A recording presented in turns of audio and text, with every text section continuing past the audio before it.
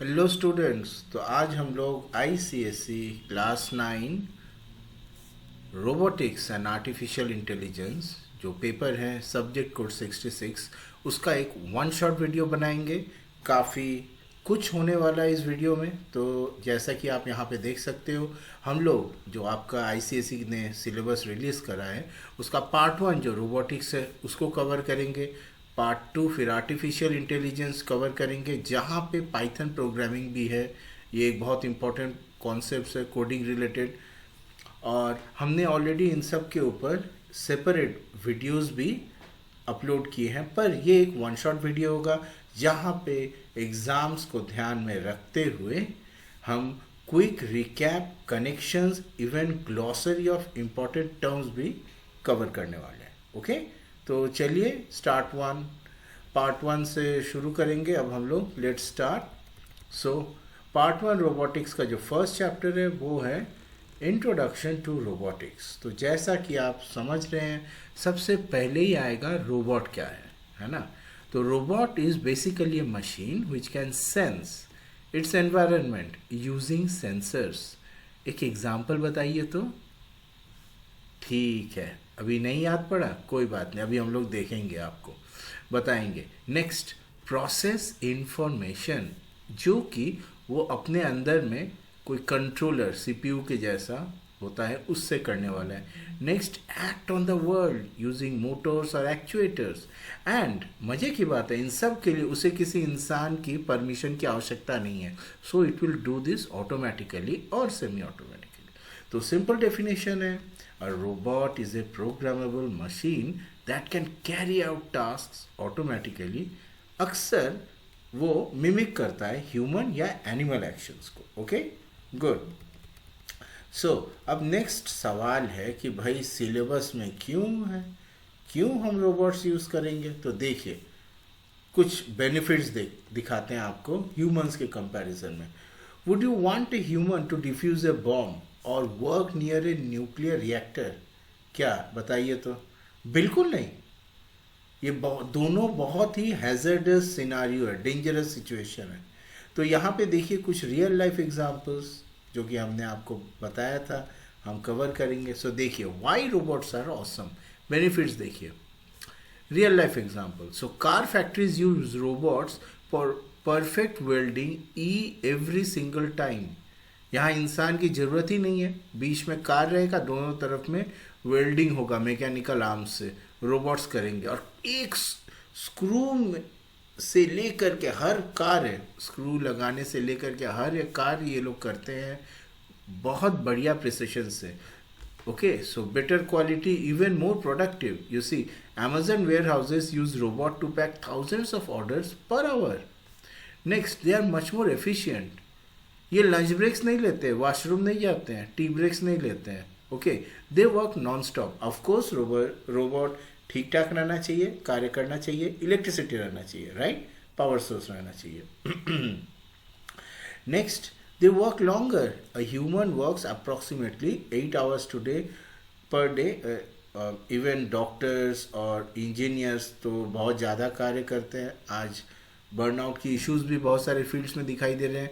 तो ज़्यादा से ज़्यादा ये 14 आवर्स होता है, उसके बाद में पर डे अगर 14 आवर्स क्रॉस करे तो हेल्थ बहुत ज़्यादा डिटेरियोरेट करता है।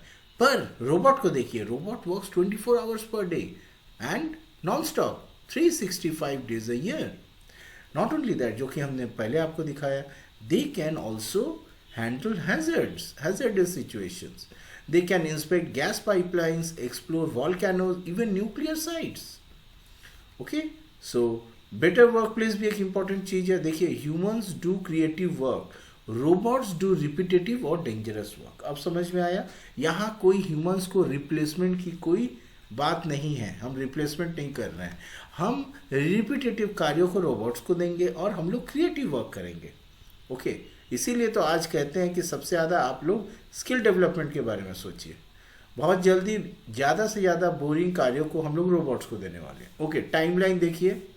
First 1920s word robot coined by Karel Capek in a play. यहाँ देखिए आप, 1997 NASA's Sojourner rover explores Mars. Okay, अब रोबोट अर्थ के बाहर जाने लगा है, और रोबोट आर्म्स कब आए? 1970s में।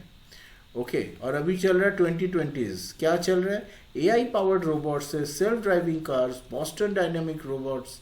ओके, हमारे इंडिविजुअल चैप्टर वीडियोस को देखिएगा, वहाँ आपको और भी एग्जांपल्स देखने को मिलेंगे। अच्छा, तो भाई अब एक नेक्स्ट इंपॉर्टेंट कॉन्सेप्ट है 3 लॉज ऑफ रोबोटिक्स। अच्छा जी, अब ये क्या है भाई? ये इसलिए हैं ये रूल्स या लॉज ताकि रोबोट्स सेफ कार्य कर पाए और इंसान उनसे बच के सेफ्टी रह पाए। ओके, तो देखिए, लॉ 1 सेफ्टी फर्स्ट है। Robot may not injure a human being और through inaction allow a human to come to harm.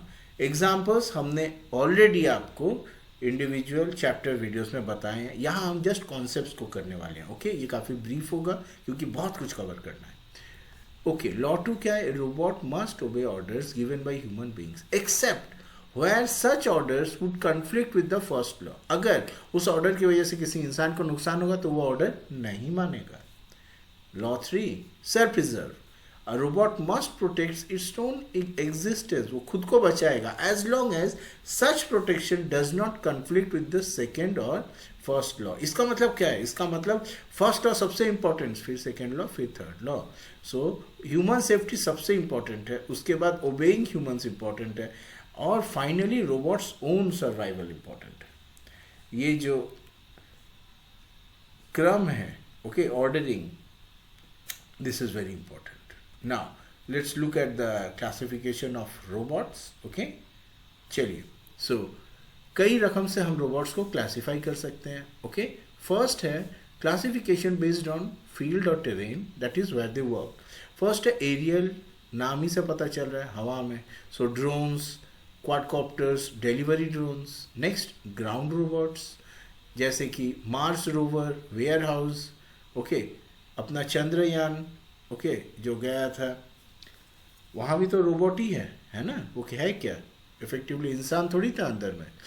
So self driving cars. Okay, under water, पानी के अंदर भी है, अंडर वाटर एक्सप्लोरेशन रोबोट्स, सबमेरीन्स। बताइए तो कितने रकम के एग्जाम्पल्स है। नेक्स्ट क्लासिफिकेशन है बेस्ड ऑन द कंट्रोल, उनको कैसे कंट्रोल किया जाता है। अच्छा जी, देखिए आप, तो एक है मैनुअल, जहाँ ह्यूमन कंट्रोल करते हैं। सो basically this is remote control, toy car के जैसा है। ओके, सर्जिकल रोबोट, जैसे कि एग्जांपल है दा विंसी जी सर्जिकल रोबोट, इसके ऊपर भी हमने सेपरेट वीडियो बनाया, आप देखिएगा प्लेलिस्ट में। नेक्स्ट, वैसे ये सारे के सारे आपको क्लास 9 के प्लेलिस्ट में देखने को मिलने वाले हैं, 10 में भी शायद हमने 1-2 रखा है। ओके, नेक्स्ट है आपका ऑटोमेटिक सेल्फ कंट्रोल रोबोट, ये यहाँ पे एआई पावर्ड होता है, they are basically, so these are all AI powered। now factory robots, Roomba vacuum cleaner, ATMs। okay, good। next classification है bio inspired robot। अब क्या इसका मतलब है? इसका मतलब है these robots are the ones that copy animals or humans। क्या बात है, हमने ऐसे रोबोट भी बनाए हैं, बिल्कुल। देखिए, nature has solve millions of engineering problems, so फिर से हम क्यों रीइन्वेंट करेंगे? जो हो चुका है हम लोग उसी को करने वाले हैं। जैसे कि बर्ड इंस्पायर्ड रोबोट्स, उनको हमने ड्रोन डिज़ाइन में डाला। Snake robots, they are used in search and rescue in rubble.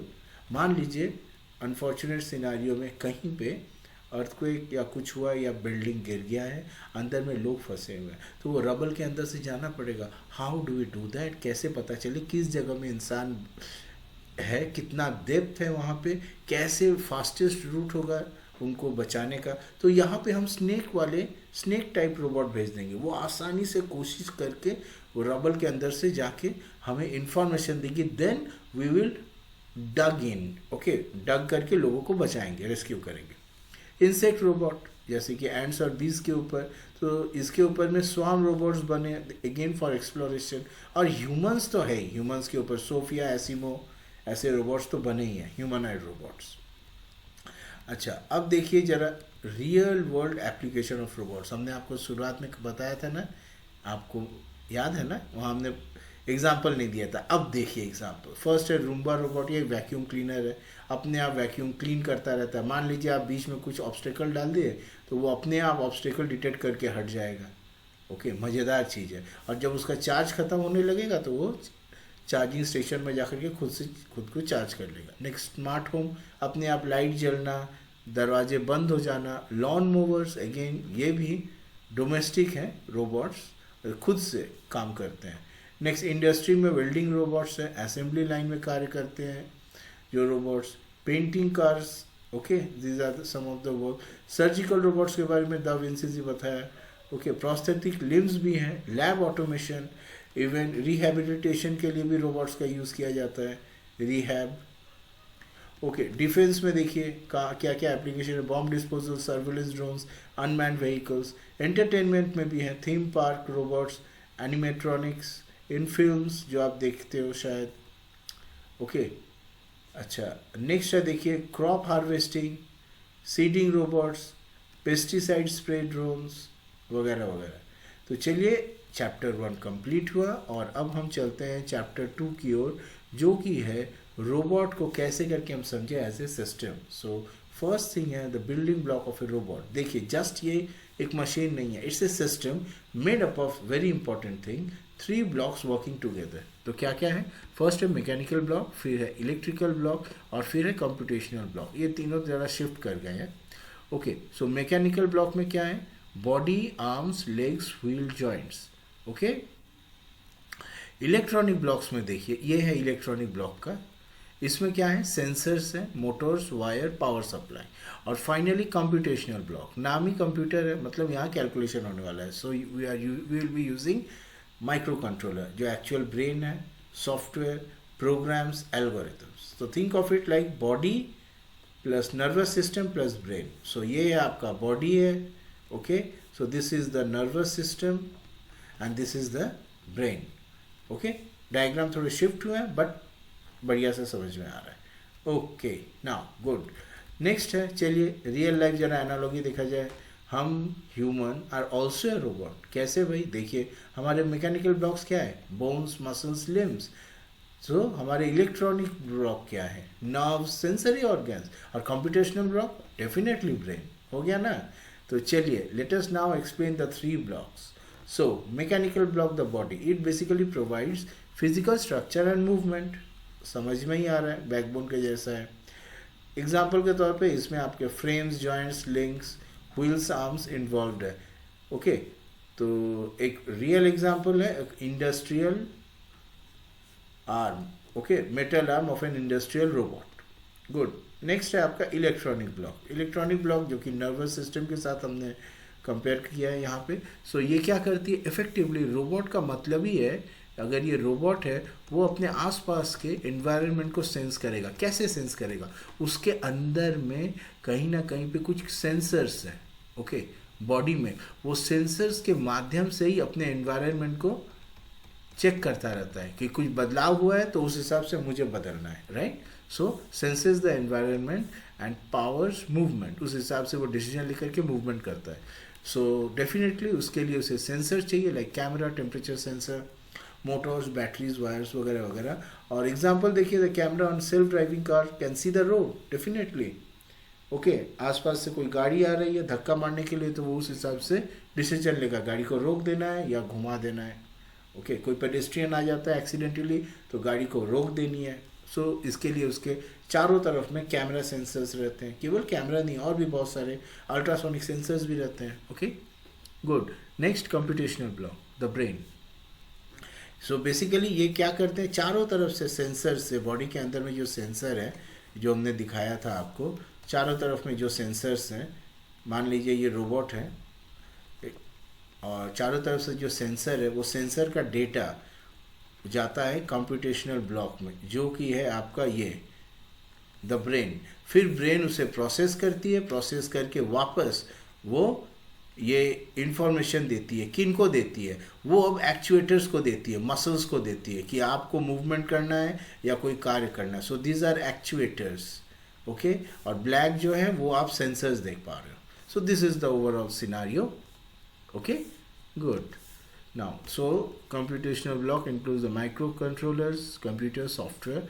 Example के तौर पे the program that tells the robot arm where to move, कितना एंगल में घूमना है। Okay, all that. So let us look at some key examples of identifying robots. So robot type, industrial robotic arm क्या है भाई, mechanical, इसमें metal arms है, joints है, इसका इलेक्ट्रॉनिक पार्ट्स क्या है, मोटर, सेंसर, कंप्यूटेशनल पार्ट क्या है, डेफिनेटली माइक्रो कंट्रोलर, ओके।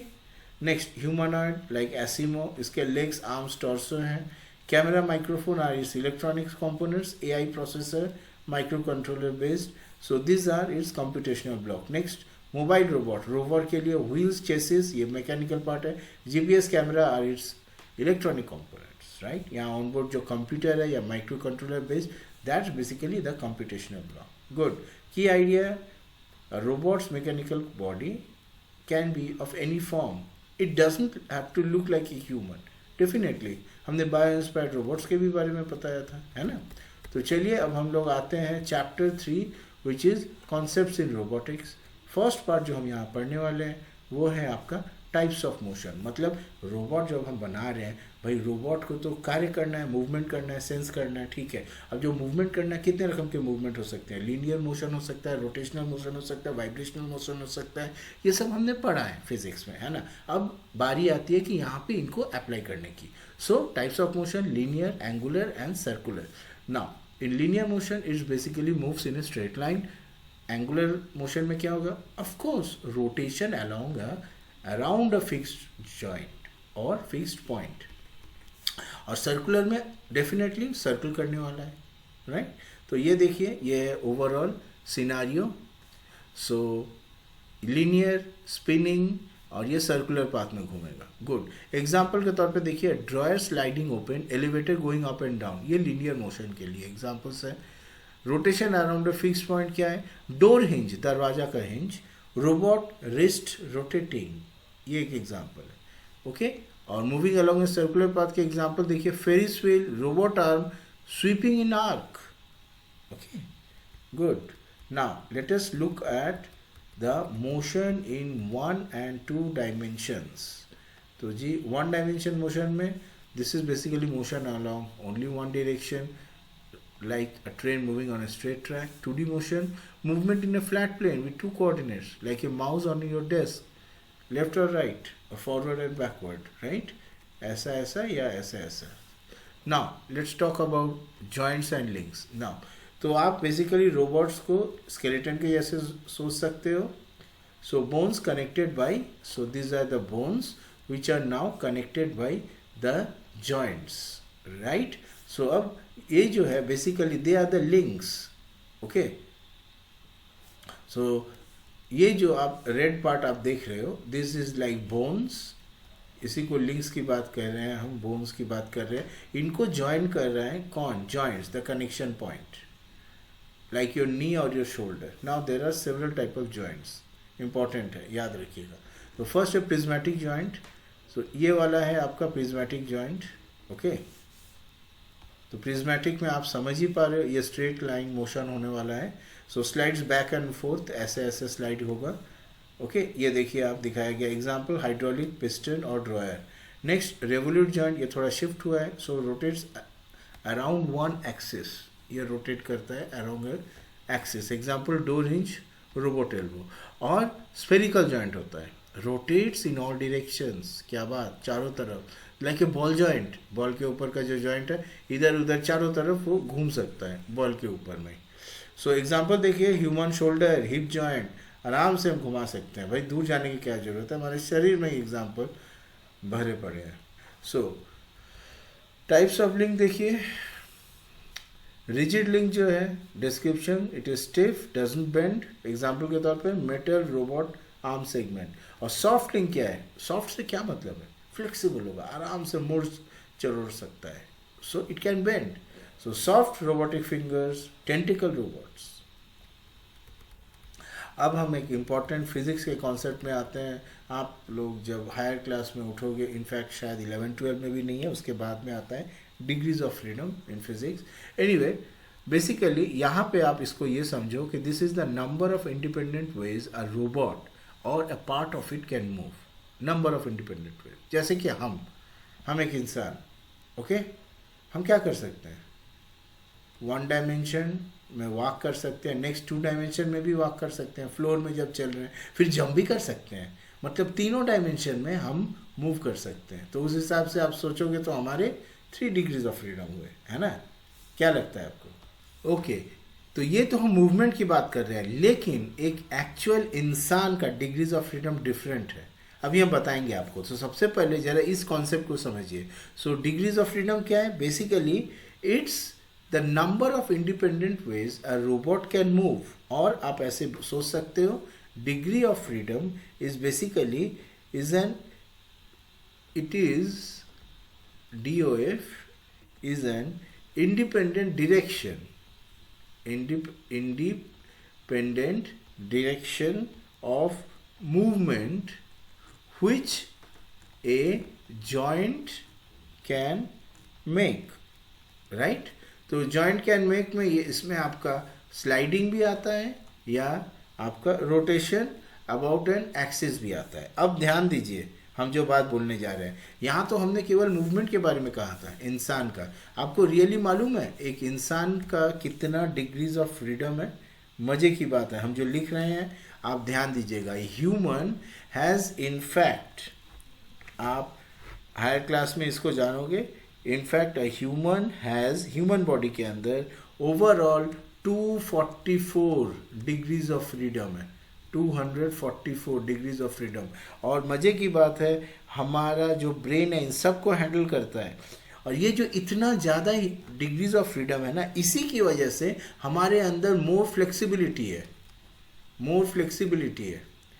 लेकिन कॉम्प्लेक्सिटी भी बहुत ज़्यादा है, क्योंकि इतने ज़्यादा डिग्रीज ऑफ फ्रीडम है। ओके, सो देखिए ह्यूमन ब्रेन को ये 244 degrees of freedom effortlessly handle करना पड़ता है। कैसे करता है? न्यूरल कोऑर्डिनेशन से करता है। अभी तक एआई जो है और रोबोटिक्स इस लेवल तक नहीं पहुंच पाए हैं। AI and robotics, they have not reached this thing. और यही आपका इन फ्यूचर एक टारगेट रहेगा, किस तरीके से इस 244 को रीच करे या उसको क्रॉस करे। तो अब सवाल आता है कि एक robotic industrial arm, okay, robotic industrial arm, इसके कितने सारे डिग्रीज ऑफ फ्रीडम है? याद रखिए, इसके करीबन 6 to 7 डिग्रीज ऑफ फ्रीडम होते हैं। ओके, तो ह्यूमन बॉडी का अप्रोक्सीमेटली 200 से 244 depending on age and all that, 200 to 244। In fact human hand, हमारे हाथ, ह्यूमन हैंड का अपने आप ही, इसको याद रखिएगा, 22 से 27 डिग्रीज ऑफ फ्रीडम होता है। और कुछ रोबोट्स की बात करें अगर हम, तो देखिए नासा का जो हैंड है, ये सब आप खुद सर्च करके देख सकते हो, बट आपको याद रखना है रोबोनॉट हैंड, इसके जो है टोटल 12 डिग्रीज ऑफ फ्रीडम है। इसके इससे ज़्यादा है ऑफ कोर्स। सो आग बहुत सारा एग्जांपल्स हमने देखा है, जैसे कि और सिंपलर एग्जांपल्स देखते हैं। A door which can only swing open और shut, 1 degrees of freedom. Your wrist can bend up और डाउन एंड रोटेट, सो उसके लिए 2 degrees of freedom. Your shoulder can move in all direction, so 3 degrees of freedom. और ये सब तो जो हमने बताया वो तो है ही। चलिए और कुछ एग्जांपल्स देखते हैं। ये देखिए, so finger 1 degree of freedom only bends one way. Your elder 1 degree of freedom only bends one way. Your shoulder, ठीक है, एल्बो का एक ही है लेकिन शोल्डर का 3 है। क्यों? वो move up and down, left and right कर सकता है, साथ ही साथ रोटेट भी कर सकता है। So 1 2 3 degrees of freedom. याद रखिए, higher degrees of freedom, more flexible robot. और इंसान का flexibility more degrees of freedom से ही आया है, लेकिन ज़्यादा डिग्रीज ऑफ फ्रीडम का मतलब मोर कॉम्प्लेक्स सिस्टम है आपका। तो देखिए, हमने तो आपको और बहुत सारे एग्जांपल्स दिए, कॉम्प्लेक्स एग्जांपल दिए।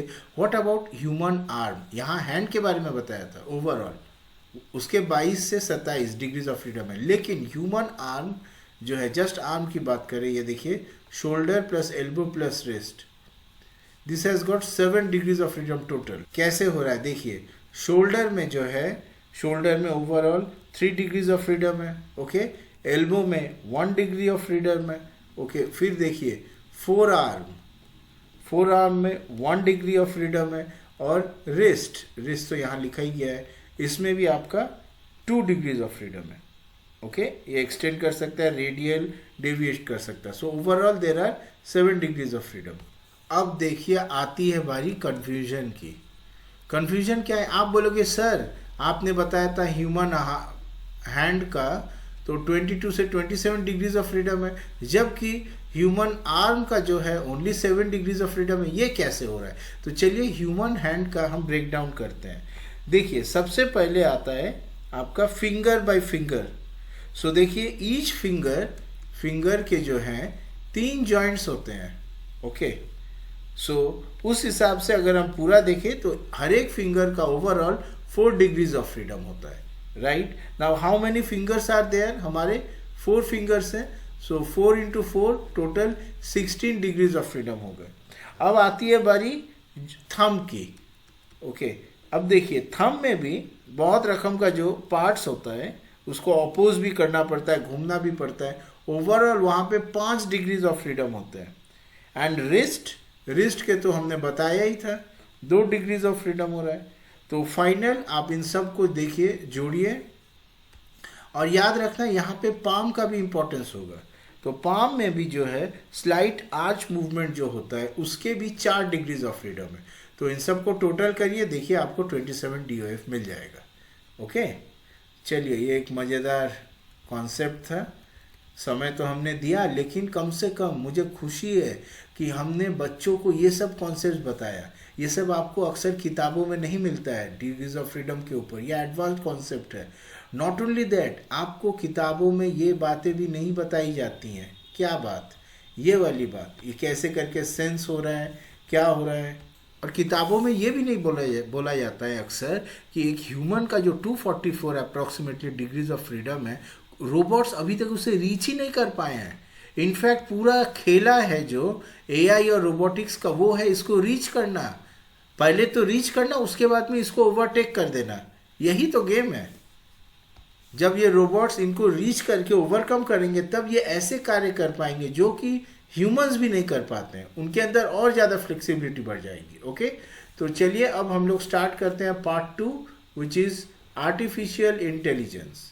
राइट, और इसमें फर्स्ट चैप्टर जो आता है वो है chapter 4 introduction to AI. Okay, तो चलिए सबसे पहला कॉन्सेप्ट है AI है क्या? Artificial intelligence. So basically this is the simulation of human intelligence processes by computer systems. हमें कुछ ऐसा सिस्टम चाहिए जो हमारे जैसा हमारे कार्य को कर पाए, इसीलिए हमने AI को बनाया. सो डेफिनेटली ये ह्यूमन इंटेलिजेंस को तो सिमुलेट करेगा ही. इसका मतलब क्या है, क्या क्या सिमुलेट करेगा? So it includes human way of learning, human way of reasoning, problem solving, understanding our language, even perceiving the environment जैसा हम देखते हैं. ओके, सो किसने सबसे पहले वर्ड कॉइन किया था? नाम याद रखिएगा, John McCarthy in 1956 at the Dartmouth Conference. That's when AI was officially born as a field. अच्छा, अब जैसे लॉज ऑफ रोबोटिक्स थे वैसे ही एक ट्यूरिंग टेस्ट होता है. What's that? This is a test proposed by mathematician Alan Turing in 1950s to check whether a machine can think like a human. तो क्या है भाई? देखिए, let's see how the Turing test works. ध्यान दीजिए. तो एक ह्यूमन इवेल्युएटर बैठा हुआ है एक रूम में और सामने में 2 अलग अलग कमरे हैं. ठीक है, एक कमरे में इंसान है, दूसरे कमरे में कंप्यूटर है. अब वो जो जज है इंसान, वो जानता नहीं है, वो देख नहीं पा रहा है, वो सवाल पूछ रहा है कंप्यूटर के माध्यम से ही. सही, आप सोच लीजिए, वॉइस से नहीं, टाइप करके सोचिए. वो पूछ रहा है, जवाब मिल रहा है. So he is asking, he is asking question, he is getting the reply. Now after all that discussion, the judge cannot tell. अगर ऐसा होता है, if the judge cannot tell ये ह्यूमन है या ये ह्यूमन है, या ये कंप्यूटर है या ये कंप्यूटर है. ओके, कौन ह्यूमन है और कौन कंप्यूटर है. इसका मतलब क्या है? इसका मतलब है हम जो है we cannot distinguish. The judge, that means a human cannot distinguish between another human or a computer. Okay, so इसका मतलब है ट्यूरिंग टेस्ट पास हो गया. So this means the computer is displaying human like intelligence. So Why is it important? The Turing test set the standard for measuring machine intelligence. Modern AI like ChatGPT can arguably pass this test in many scenarios. आपको शायद याद होगा जब ChatGPT, Gemini पहले पहले आया था तो बड़े ऊट पटांग जवाब दे रहा था. ओके, इसका मतलब क्या था? वहाँ पे वो आप समझ पा रहे थे, अरे यार ये तो रोबोटिक आंसर्स देता है. आज भी आप देखोगे ChatGPT या Gemini का कोई नया वर्जन निकलता है तो कहीं कुछ फ्लॉ होता है, उसमें वो सही सही इंसान के जैसा जवाब नहीं देता है, रोबोटिक आंसर्स मिल जाता है. फिर वो लोग उस फ्लॉ को ठीक करते हैं. ओके, और फिर आप आज देखिए ग्रोक को भी देख लीजिए, जवाब ऐसे मिलेगा एकदम जैसे आप किसी इंसान से बात कर रहे हो. तो इसका मतलब ये सारे जो चैटबॉट से they have passed the Turing test. Now let us look at some of the applications of AI in our daily life. बहुत इंपॉर्टेंट है. देखिए, हम लोग ऑलरेडी एआई यूज कर रहे हैं but we don't realize it. देखिए सुबह सुबह क्या होता है, सुबह सुबह देखिए face recognition unlocks your phone. होता कैसे है, यहाँ computer vision which is a domain of AI वो इम्पॉर्टेंट होती है, वो रोल प्ले करती है. नेक्स्ट, जब आप ब्रेकफास्ट कर रहे हो तो उस वक्त आप यूट्यूब देखते हो न्यूज़ के लिए या स्पॉटिफाई देखते हो आप सॉन्ग, आपको कुछ चाहिए तो ये जो रिकमेंडेशन आती है ना, ये भी एआई को ही यूज़ कर रही है. ये आपके पास्ट डेटा से जान चुकी है कि आपको क्या प्रेफरेंस है. मान लीजिए आप सोमवार को शिव जी का भजन सुनते हैं, आप मंगलवार को हनुमान जी का भजन सुनते हैं, आप बुधवार को कुछ और सुनते हैं, तो वो अपने आप जस्ट मॉर्निंग में बैठिए ब्रेकफास्ट में और बोलिए सॉन्ग लगाइए, तो वो देखेगा आज कौन सा दिन है, मंडे है, वो अपने आप शिव जी का भजन लगा देगा, है ना. So this is something that it knows from your past recommendation. अब मंडे शाम को आप नॉर्मली हर दिन शाम को आप रोमांटिक सॉन्ग सुनते हो या इंग्लिश सुनते हो, वो आप शाम को जैसे ही पूछिएगा सॉन्ग लगाइए एलेक्सा, तो ये जो हमने कहा एलेक्सा व्हाट्स दैट, ये भी तो अमेजन के द्वारा जो निकाली गई है, जस्ट एआई को ही यूज़ करती है. तो वो आपके पैटर्न को देखते हुए अगर देखती है कि कोई भी दिन का शाम है तो वो या हिंदी या इंग्लिश रोमांटिक या नॉर्मल कोई भी सॉन्ग लगा देगी. Okay good.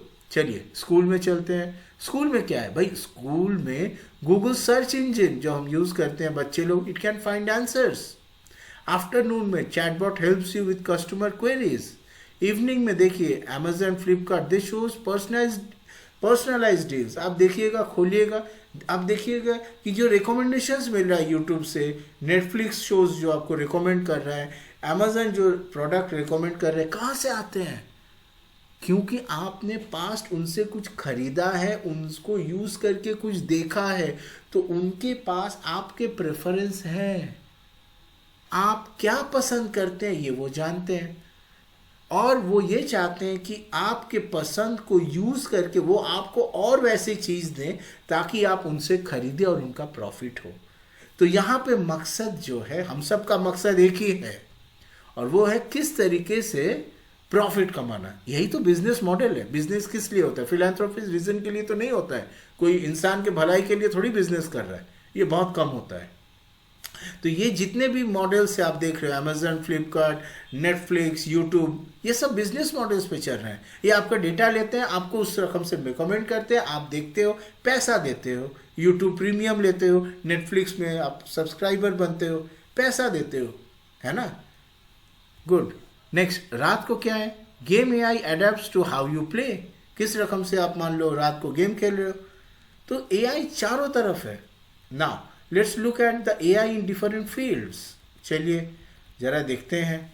कमर्शियल फील्ड में देखिए, ऑनलाइन शॉपिंग रिकमेंडेशंस जो आपको मिलता है, chatbots, they are all AI, है ना. Medical field, disease detection from X-rays, drug discovery. Okay, ये दा विंसी जी जो हमने आपको बताया था, रोबोटिक सर्जरी करती है. हमारे वीडियोस जरूर देखिएगा, मज़ेदार है. हमारे घर में 3 ऑपरेशंस हुए हैं इनसे, हमें बहुत मज़ा आया इनके बारे में पढ़ने में, आपको बताने में. तो ये तो असिस्टेंट के जैसा है, ये डॉक्टर को हेल्प करता है, लेकिन इसके अंदर में पूरा डेटा है.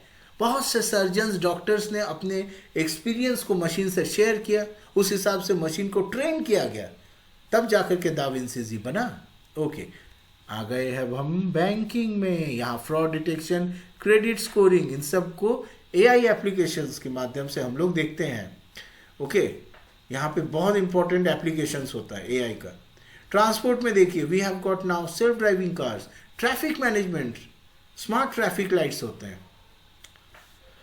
एंटरटेनमेंट में तो हमने कहीं, हम कोई यूट्यूब या नेटफ्लिक्स के मतलब शत्रु नहीं है, हम जस्ट बता रहे हैं कि वो लोग कार्य कैसे करते हैं, बस। Don't think otherwise. Good. Agriculture में भी आपको पहले फार्मर्स को जाके दिन को रात को हर वक्त देखना पड़ता था कहीं कोई कीड़ा वीड़ा तो नहीं लगा। अब क्या है, ड्रोन भेज दो। नॉट ओनली दैट, ड्रोन के अंदर में दवाई पानी भी रहता है। ड्रोन जाएगा, हर एक सेक्टर को चेक करेगा, वो खुद से फोटो खींच करके डिसाइड करेगा। अब ये बात भी नहीं है कि वो दोपहर को ही जाएगा, रात को नहीं जाएगा, वो एनी टाइम जा सकता है। वो लाइट से देख लेगा, यूवी से भी देख सकता है, ओके, इंफ्रारेड रेज से भी वो देख सकता है। नॉर्मली अपने लाइट जला करके या ऑप्टिकल विजन में ही बेटर रहता है। वो देखता है कि हर एक प्लांट में कहीं कुछ कीड़ा वीड़ा लगा है, कौन सा कीड़ा है, उसको क्या दवाई देना है। अगर हम लोग उसके अंदर में दवाई दे करके रखे ड्रोन के अंदर, तो वो खुद से स्प्रे भी कर देता है। इसके लिए वो मालिक से पूछता नहीं, और मालिक आराम से अपने घर में बैठ के यूट्यूब या नेटफ्लिक्स देखता है। बताइए तो क्या जमाना हो गया। अरे भाई, इन्हीं दिन के लिए तो हमने एआई को डेवलप किया है, ताकि हर झिक झिक पिट पिट के लिए हमको जा करके कार्य ना करना पड़े। ओके, आई बात समझ में। Not only that, defence surveillance देखिए, हमारे देश में तो आप जानते ही हैं कश्मीर में क्या हो रहा है, वेस्ट बंगाल के साइड में बॉर्डर एरियाज में भी क्या हो रहा है, इन्फिल्ट्रेशंस हो रहे हैं। तो वहाँ पे अगर हम, जो कि है ऑलरेडी, अगर की बात नहीं हो रही है, डिफेंस जो है वो बताते नहीं है। Surveillance drones are always there, वो देखते रहते हैं कि कौन एंटर कर रहा है नहीं कर रहा है। अब वो मूवीज में वहाँ से गोलीबारी नहीं करते हैं, ये वाला नहीं है, ये डिफरेंट टाइप का ड्रोन है। ये देखता है कोई एंटर कर रहा है, ओके, हीट सिग्नेचर, बॉडी का हीट सिग्नेचर से वो देखता है कि कोई ह्यूमन आ रहा है, तो वो इमीडिएटली इंडियन आर्मी को बताता है। इंडियन आर्मी उस सेक्टर में अपने पर्सनल को भेज देती है, ताकि जो इन्फिल्ट्रेटर है उसको पकड़ा जा सके। सो दिस इज़ वेरी इंपॉर्टेंट। और ये केवल बॉर्डर के लिए ही नहीं है, कोई इंपॉर्टेंट जगह में भी हम सर्वेलेंस ड्रोन्स दे सकते हैं। उससे हमें पता चलता है कि कोई चोरी चकारी ना हो पाए, कोई डकैती ना हो पाए। Okay, so these are autonomous, खुद से कार्य करते हैं। अच्छा लगा स्टोरी। चलिए, ये रियलिटी है माय डियर स्टूडेंट्स। अब एक बहुत ही इंपॉर्टेंट बात पे आते हैं, एथिकल कंसिडरेशंस इन एआई। देखिए, एआई पावरफुल है, but power comes with responsibility. Okay, here are some important ethical issues. देखिए, यहाँ हम बायस, फेयरनेस, ट्रांसपेरेंसी और अकाउंटेबिलिटी के बारे में पढ़ेंगे। ओके, सबसे पहले बायस। देखिए, AI can learn unfair patterns from the bias data. एक एग्जांपल लेते हैं। चलिए, हम एआई को बोलते हैं, जैसे जेमिनी वगैरह चैटबॉट है, या फिर गूगल में ही सर्च करते हैं, मान लीजिए। नहीं, ठीक है, गूगल छोड़ दीजिए, तब तो नहीं होगा। आप जेमिनी, जो कि एक चैटबॉट है, उसमें बोलते हैं कि एक पिक्चर दिखाने के लिए, जहाँ की एक बच्चा कुछ ड्रॉ कर रहा है।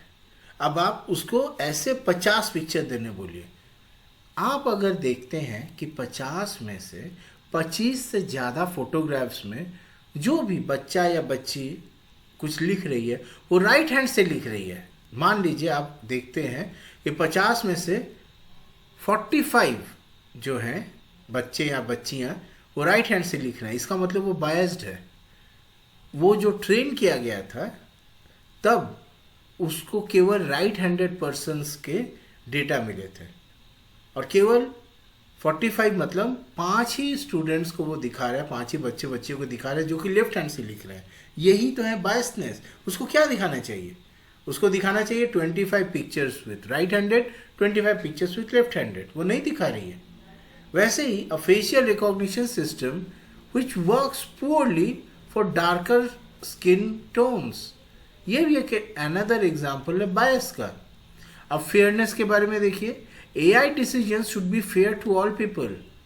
ऐसा नहीं है कि loan approval AI shouldn't distinguish or discriminate based on gender और race.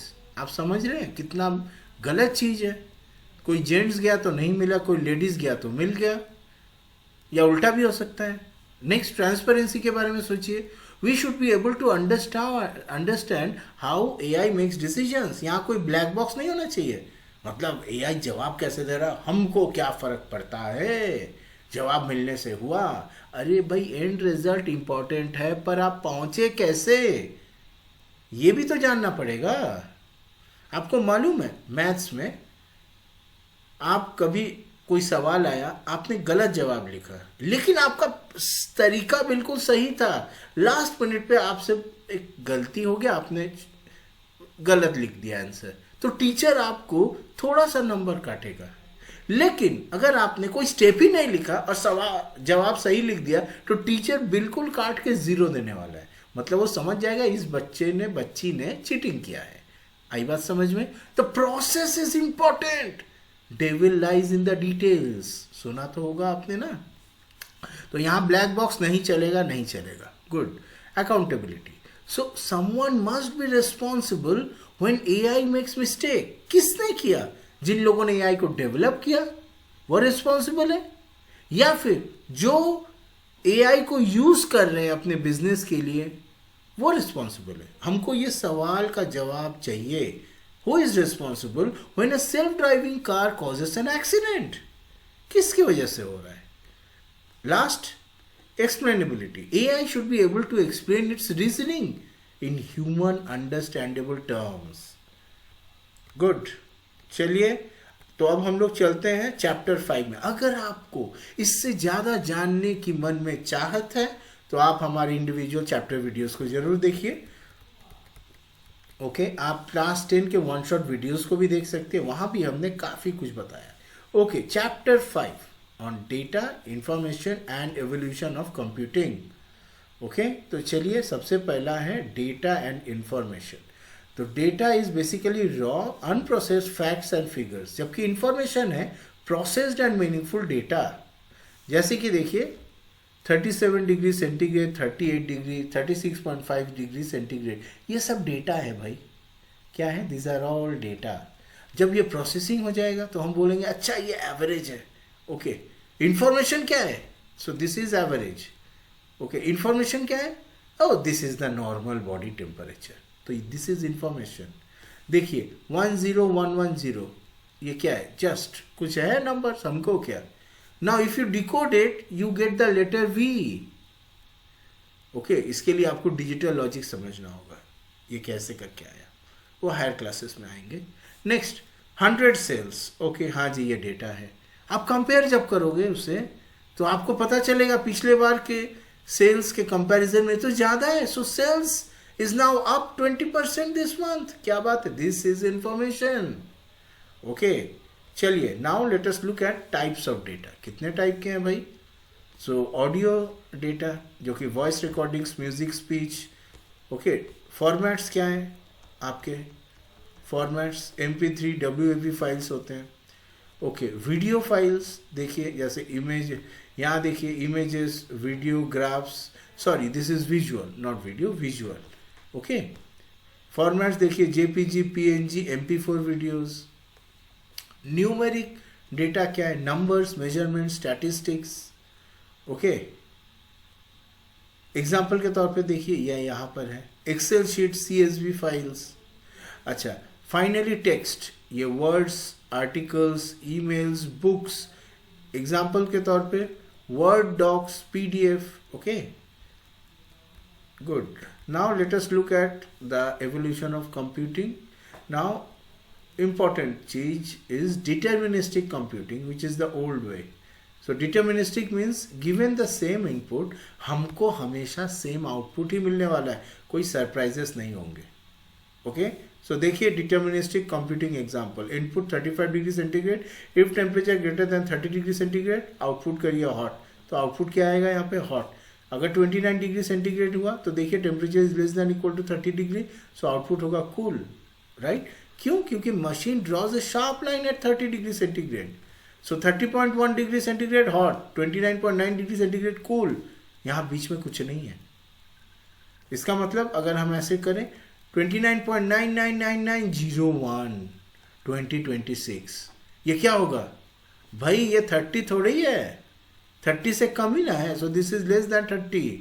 सो ये क्या होगा, दिस विल बी कूल। आई बात समझ में? सो प्रॉब्लम क्या, देखिए real life isn't just this black and white, real life is brown in colour, वहाँ मिक्स रहते हैं। ये एक लिटरली बात है। और क्या, so why AI was needed, because AI was needed and why probabilistic approach was needed. You see how humans versus machine describe temperature. देखिए टेम्परेचर 20 डिग्री, 25, 30, 35, 40, मशीन ने ऐसे कर दिया 30 डिग्री के जो 30 और उसके ऊपर है hot, 20, 25 degree cool. So there is a sharp cut at a fix point. What about human? भाई हमको तो फील होता है, हाँ भाई 20 डिग्री कूल है, 25 प्लेजेंट है, अच्छा 30 डिग्री वार्म, 35 हॉट, 40 डिग्री छोड़ दीजिए तो बहुत ज़्यादा ही हॉट है। तो ग्रेजुअल है, फ्लेक्सिबल डिस्क्रिप्शंस। देखिए so AI tries to mimic the human ways of thinking. यहाँ पे कहाँ पे, प्रोबेबिलिस्टिक अप्रोच में, और इसी को कहते हैं प्रोबेबिलिस्टिक कंप्यूटिंग। ये हमने काफ़ी ब्रॉडली बताया आपको। सो की इंसाइट है, deterministic computing is great for problems like 2 + 2 = 4, लेकिन रियल लाइफ प्रॉब्लम जैसे कि is this a spam email, मतलब sorry is this email spam और does this x-ray show cancer, इन सब के लिए we need AI।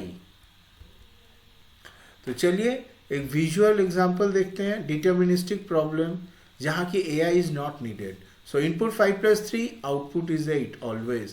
Input 10 / 2, output is 5 always. अब probabilistic system देखिए जहाँ की AI needed है। Input photo of a dog, output 87% sure it is a dog. क्यों? क्योंकि यहाँ probability है, यहाँ 100 नहीं है। अगर 100 होता तो ये deterministic problem हो जाता है। यहाँ एक probability है, right? Input I am feeling under the weather. AI understand this means I am sick. Okay, this is not literally about weather. This is, ये कहने का तरीके से वो समझेगा। देखिए क्या बात। Okay, now let's move to chapter 6 which is introduction to Python programming. Okay, तो चलिए इसके ऊपर हम एक और केवल पाइथन के ऊपर एक सेपरेट काफ़ी बड़ा वीडियो बना रहे हैं। टाइम लगेगा अपलोड करने में, वहाँ बहुत डिटेल्स में होगा, बातें काफ़ी डिटेल्स में करेंगे हम लोग बातचीत। पर यहाँ अभी फ़िलहाल हम लोग पाइथन खेलते हैं। तो क्या है Python? Is just like the English of programming languages. Readable है, सिंपल है, और सबसे बड़ी बात बेहद पावरफुल है। सो हाई लेवल लैंग्वेज है, this is close to human language. Object oriented, so this organizes codes into objects. Okay, general purpose है, it can be use for web, AI, games and science.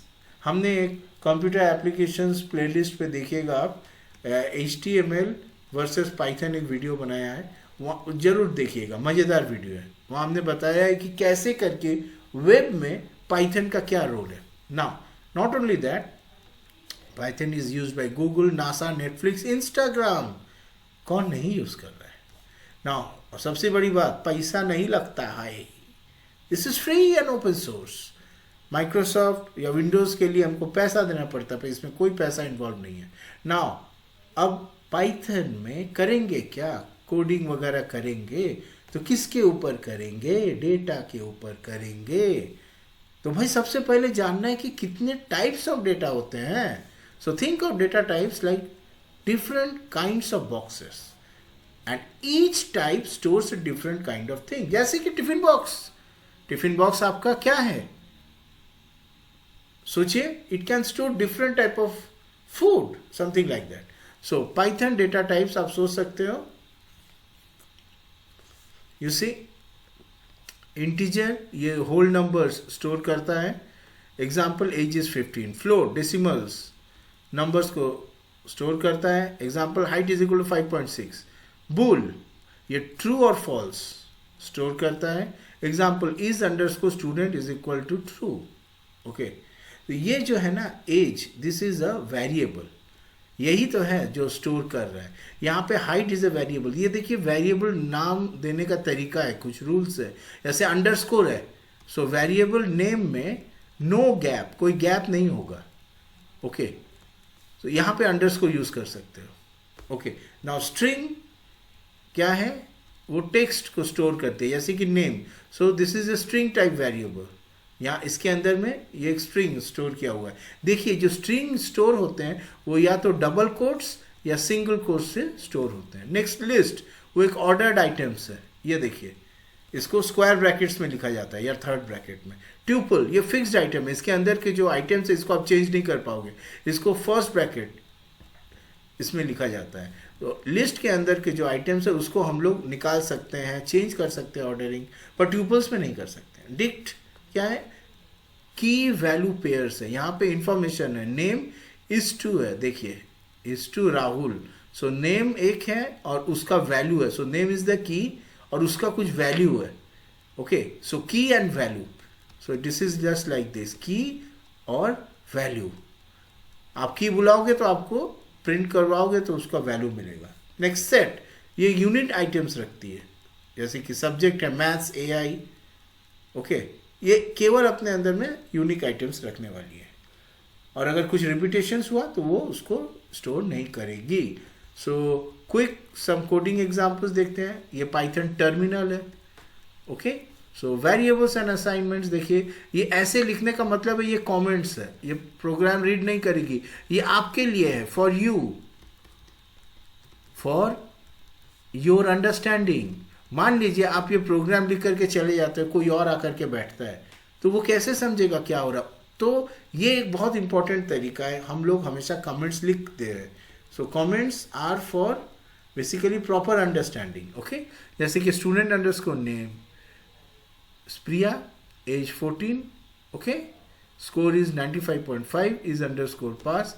देखिए printing कैसे होता है, print name student underscore name, age comma है, एक comma है यहाँ पे, देखिए यहाँ भी कॉमा है, यहाँ भी एक कॉमा है। Okay, so this is the syntax, grammar. Grammar को याद रखना है किस तरीके से क्या हो रहा है, रूल्स। ओके, अब हम लोग पढ़ते हैं ऑपरेटर्स इन पाइथन के बारे में। So these are the ones, ये जो ऑपरेटर्स है यही डिफरेंट टाइप के कार्य को करवाते हैं, जैसे कि एरिथमेटिक ऑपरेशंस जो है, addition, subtraction, multiplication, division. Okay, इन सब को, ये है फ्लोर डिवीजन। फ्लोर डिवीजन से मतलब यहाँ पे डेसिमल पार्ट गायब हो जाएगा, ये रिमाइंडर है। ओके, ये है एक्सपोनेंशिएशन, पावर, और ये इसको मॉड बोलते हैं आपका। सो ये सब चीज़ जो है, this are the various types of operators. देखिए example, 10 + 5, 10 divided 10 remainder 1 divided by 3 is 1। Okay, 2 to the power 3। अच्छा, नेक्स्ट है कंपैरिजन ऑपरेटर, जैसे कि डबल इक्वल टू, क्या ये सच है, yes true. This not equal to, क्या 5 नॉट इक्वल टू 3 है, यस ट्रू। यहाँ पे आंसर आपको केवल ट्रू या फॉल्स मिलेगा, और ट्रू का टी हमेशा कैपिटल होगा और फॉल्स का एफ भी हमेशा कैपिटल होगा, इसको याद रखना है।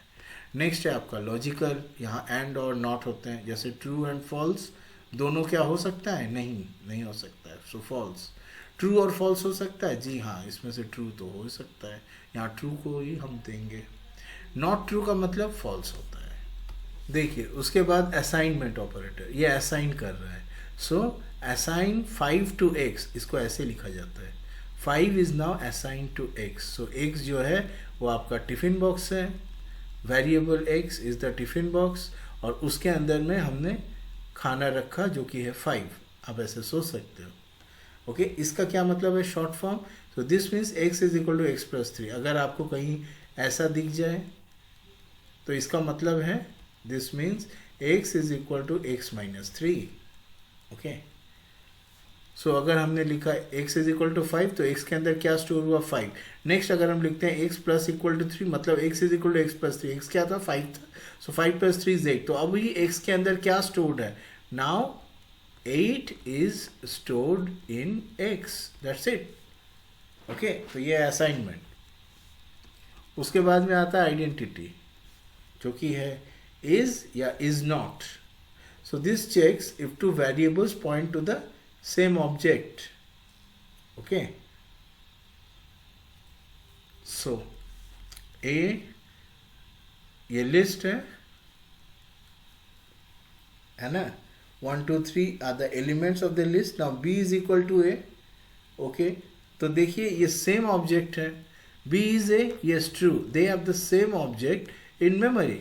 मेंबरशिप देखिए, मेंबरशिप होता है इन या नॉट इन, बट बेसिकली ये क्या करती है, checks if the value exist inside a statement, inside the sequence. जैसे for example mango in apple, क्या इसके अंदर मैंगो है, जी है, तो ये ट्रू होगा. 5 नॉट इन 1 2 3, जी हाँ 5 तो नहीं है, तो ये ट्रू होगा. ओके, अब हम लोग कंडीशनल स्टेटमेंट पे जाते हैं. नॉर्मल प्रोग्रामिंग लॉजिक सिक्वेंशियल होता है, ये लाइन ये लाइन ये लाइन. कभी कभी हमें ऐसा कुछ करना पड़ता है, इस लाइन में लॉजिक है, उसके बाद में हमको डिसीजन लेना पड़ेगा कि इन लाइंस पे जाना है या नहीं जाना है, और अगर नहीं जाना है तो कोई दूसरा जगह से आप जा सकते हो. तो वो यहाँ से गया, ठीक है, फिर ये वापस आ गया. सो ऐसे चीज़ों के लिए हमें कंडीशनल स्टेटमेंट्स की आवश्यकता है. So we have to make the decision whether to follow this code और नॉट. जैसे कि यहाँ पे इस कोड को फॉलो नहीं किया गया है, इस पर्टिकुलर कोड को फॉलो किया गया है, ठीक है. तो इसके कुछ एग्जांपल्स हैं, if elif else. So this is like making decisions. देखिए आप, marks is 75, if marks greater than equal to 90 print grade A, otherwise क्या मार्क्स ग्रेटर देन 75 है, then print grade B. Okay, क्या था यहाँ पे 75 था, सो यही प्रिंट होने वाला है, राइट. और अगर ऐसा नहीं है, मान लीजिए 75 की जगह हमने दिया था 60, तो if marks is equal to 60 then this will be printed, so grade C print होता. अदरवाइज क्या होगा, मान लीजिए 60 नहीं देकर के हम 40 देते, तो इन तीनों में से कुछ भी नहीं है, तो फिर क्या होता है, ग्रेड प्रिंट क्या होता है, डी प्रिंट होता है ना. So think of it like this flow chart, ध्यान दीजिए. So start marks greater then 90, अगर येस सो प्रिंट ग्रेड ए, अगर नो नेक्स्ट पे जाके चेक करिए, नो फिर चेक हुआ, अगर येस तो प्रिंट ग्रेड बी, नहीं नो तो फिर मार्क्स चेक होगा, अगर येस तो प्रिंट ग्रेड सी, अगर नो अब कोई चेकिंग का बात नहीं है, एक बार में डिसीजन हो गया, उसको ग्रेड डी दे दिया जाए. ओके ओके, तो अब चलते हैं नेक्स्ट टाइप का कंट्रोल जो कि लूपिंग है. लूपिंग मतलब ये ऐसे आकर के फिर से वापस चला जाता है, यहाँ पे एक लूप का जैसा फॉर्म करता है. ऑफ कोर्स ये इनफाइनाइट नहीं होगा, फिर यहाँ पे कोई कंडीशन रहेगा जिससे वो थोड़े देर बाद में जब कंडीशन सेटिस्फाई हो जाएगा तो वो लूप के बाहर निकल जाएगा, उसको बोलते हैं लूप ब्रेक. ओके, सो ये लूपिंग है अंदर में, और दूसरा वाला जो दिखाया हमने वो है loop break. So this is looping. Okay, तो चलिए, ये जो पाइथन लिखा हुआ है, so this means basically Python terminal.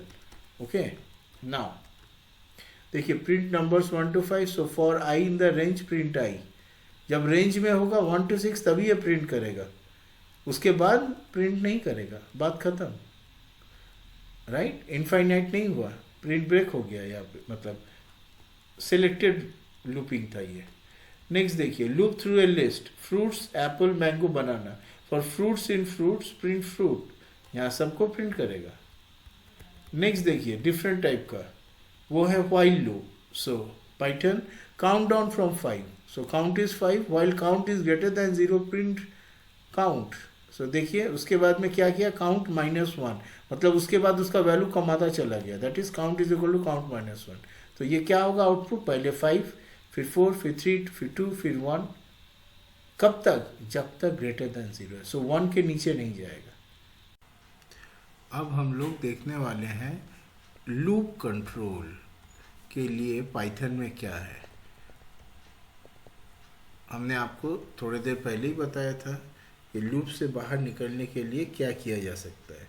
तो यहाँ पे 3 रकम के स्टेटमेंट्स हैं. एक है ब्रेक, ओके, उसका एग्जांपल, दूसरा कंटिन्यू, और तीसरा है पास का एग्जांपल. अच्छा, अब ये ब्रेक क्या करती है, ब्रेक दरअसल एक इमरजेंसी एग्जिट है, आप इसको ऐसे सोच सकते हो, ठीक है. तो ये क्या कर रही है, ध्यान दीजिए, यहाँ पे क्या हो रहा है. ओके, यहाँ जो एग्जांपल आप देख रहे हो, इस एग्जांपल में जो लूप है ये रन कर रही है फ्रॉम 0 to 9. देखिए रेंज 10 है, मतलब this loop will run from 0 to 9 loop. Okay, however जैसे ही आई हिट्स करती है 5, क्या होता है, ब्रेक कमांड ट्रिगर हो जाती है, इमरजेंसी एग्जिट, चलिए बाहर निकलिए। इसका मतलब क्या है, लूप इमीडिएटली स्टॉप्स, ब्रेक हो जाता है। ओके, सो क्या क्या प्रिंट होगा, ओनली 0 1 2 3 4। इसका मतलब ये लूप जो है it never basically reaches, it never reaches 5 6 7 8 और 9, ये कभी आते ही नहीं है। ओके, नेक्स्ट है कंटिन्यू। ये देखिए कंटिन्यू स्टेटमेंट क्या करती है, effectively it doesn't stop the whole loop. ये सबसे पहला बात है, it doesn't stop whole loop, important बात है। ये क्या करती है, इट जस्ट स्किप्स, इंस्टेड ये क्या करती है, it just skips the rest of the code in current iteration. यहां क्या हो रहा है, देखिए इस एग्जाम्पल में जैसे ही i इक्वल टू 5 आता है, कंटिन्यू कमांड पाइथन को बोलती है कि स्टॉप, आप जो भी कर रहे हो 5 के लिए और सीधा चले जाइए 6 को।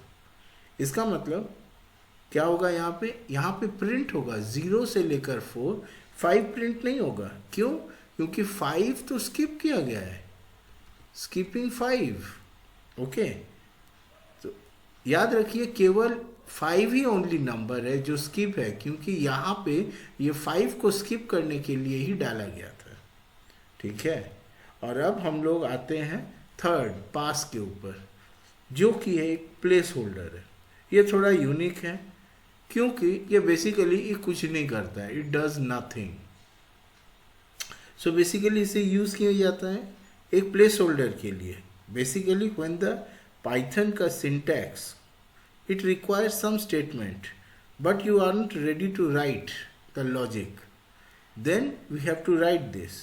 ओके, सो इस एग्जाम्पल में अगर पास नहीं होता तो क्या होता, without pass and empty loop. So मैं लिख रहा हूं, देखिए without pass and empty loop क्या करेगा, विल कॉज एरर। ओके, तो but cutting the pass here the code run smoothly without doing anything. मतलब जब हम इस पास को यहाँ पे रख रहे हैं, basically by putting the pass, then the code works nicely, कहानी खत्म। So this is what is the meaning of a placeholder. Okay, तो अब हम लोग पढ़ने वाले हैं फंक्शंस के बारे में। ठीक है, सी फंक्शंस, तो डेफिनेशन क्या है, a function is a reusable block of code which performs a specific task. अब देखिए, instead of writing the code again and again, हम लोग एक ही बार उसको डिफाइन करेंगे और जो चाहे बताएंगे। Okay, this is one way to understand function. अब देखिए और एक तरीका है, आप फंक्शन को एक बेसिकली मिनी मशीन के जैसे सोच सकते हो। ओके, मिनी मशीन या रेसिपी, आप इसको कुछ इंग्रेडिएंट्स दीजिए। Okay, you give some ingredients और ये क्या करेगा, ये उसके ऊपर में वर्क करेगा, कार्य करेगा, और फिर ये आपको एक आउटपुट दे देगा जो कि आपका फिनिश प्रोडक्ट है। Okay, so this is how a function works like a mini machine. तो चलिए अब यहाँ पे जो है क्या लिखा हुआ देखते हैं। ये देखिए, so first is defining the function, next calling the function, और ये देखिए उसके बाद में आता है function with return value. Okay, चलिए first is defining the function. ये देखिए कैसे है, डेफ ग्रीट नेम। इसका मतलब क्या है, यहाँ पे आप पाइथन को बोल रहे हो कि ये फंक्शन क्या करने वाला है। ये देखिए ये जो डेफ है यहाँ पे, this def basically starts the definition and the name is a parameter. Okay, a placeholder जो कि वहाँ पे आप जो चाहें बाद में डेटा पुट कर सकते हो। तो बॉडी क्या है, बॉडी है देखिए इंडेंटेड लाइन। देखिए ये लाइन में क्या दिखा हुआ है, print this. So this is the task basically the function will perform. So function performs this task. Okay चलिए अब हम लोग उसके बाद में क्या करेंगे समझेंगे। और तो देखिए let us call the function. यहाँ पे देखिए कॉलिंग के पहले ये देखिए call the function. So writing greet Arjun क्या करेगा, बेसिकली ट्रिगर्स द फंक्शन। ये जैसे ही हम बोलेंगे ना फंक्शन एक्टिवेट हो जाएगा and it replaces the place holder name, जो भी नाम है उससे अर्जुन से वो रिप्लेस हो जाएगा and runs the code inside. Okay so output is hello Arjun welcome to class, welcome to AI class. तो देखिए ये तो हमने ऑलरेडी बताया ही था, hello name welcome to AI class. तो इस बार हमने जैसे ही बोला ग्रीट अर्जुन, अर्जुन क्या था फंक्शन में मैंने बता दिया था ग्रीट नेम, नेम हमने बताया था ना, बाद में हम डेटा बाद में जो चाहे पुट करेंगे। तो जब हमने नेम के जगह अर्जुन पुट किया तो ये चीज़ प्रिंट हुआ। ओके ग्रीट करने पे, क्योंकि ग्रीट में हमने बताया ही था जब भी हम ग्रीट बोले तो आप ये प्रिंट करो, बस नेम के जगह जो नाम डालेंगे उसे आप डाल दो, बात ख़त्म। ये देखिए डिफरेंट एक यूज़ है फंक्शन विथ रिटर्न वैल्यू। तो यहाँ पे हम डिफाइन कर रहे हैं फंक्शन को which will add a and b, so result will be a plus b and return result. So total is you see add, यहाँ पे लिखा गया बाद में, so you see total is basically a variable जिसके अंदर क्या होगा store add 10 20 and then print total. तो आउटपुट क्या होगा, आउटपुट आपको मालूम है, यहाँ पे फंक्शन को हमने ऐसे डिफाइन किया है एड ए बी का जब भी होगा then result will be equal to a plus b. और यहाँ हमने जैसे ही ऐड 10 20 किया ओके देन हमने कहा कि रिटर्न रिजल्ट मतलब जो भी आपका स्टोर होगा वो रिटर्न होगा। ओके रिटर्न से क्या मतलब है, फिर से हम बता रहे हैं, यहाँ देखिए दो पैरामीटर्स है, पैरामीटर a एंड b। इसका मतलब this function okay has 2 inputs. Good, यहाँ पे 2 इनपुट है a और b। अच्छा अब जब हम यहाँ पे रिटर्न बोलते हैं तो रिटर्न का मतलब है ये एज इफ ये बता रहा है पाइथन को finish your work and give this specific result to whoever asked for it, जो आपसे मांग रहा है आप उसको दे दो। ओके तो देखिए यहाँ पे because the function returns a value you can capture it in a variable, है ना, तो आपने वेरिएबल यूज़ किया है टोटल। अब देखिए if you didn't have the return statement फिर क्या होता है, then total will end up being empty, total में कुछ भी नहीं आता। आपने चूंकि रिटर्न किया तभी उसने कैलकुलेशंस करके जिसने मांगा था उसको ये रिजल्ट दिया है। तो ये बहुत इम्पोर्टेंट है। ओके तो आज हमने क्या देखा, हमने देखा कि फंक्शंस हम क्यों यूज़ करते हैं, so that we don't have to rewrite the same math and print the same statement again and again, so we don't want to do that, इसीलिए हम फंक्शन यूज़ करते हैं। अब देखिए types of function. Okay Python में एक तो है बिल्ट इन फंक्शन, एक आप खुद से यूज़र डिफाइन कर सकते हो। बिल्ट इन फंक्शन जैसे print, input, len, type, int, string, range, max, min, sum. और built in the function that you write using def keyword, जैसा हमने अभी देखा, जैसे कि डेफ कैलकुलेट अंडरस्कोर एरिया, जहाँ के रिटर्न होगा 3.14 that is pi r square। Okay अब फाइनली हम लोग पढ़ेंगे डिफॉल्ट आर्गुमेंट इन पाइथन। अब ये क्या चीज़ है भाई बेसिकली आप इसको पाइथन का खुद का प्लान बी सोच सकते हो। मतलब it's the value, basically value the function uses if you don't provide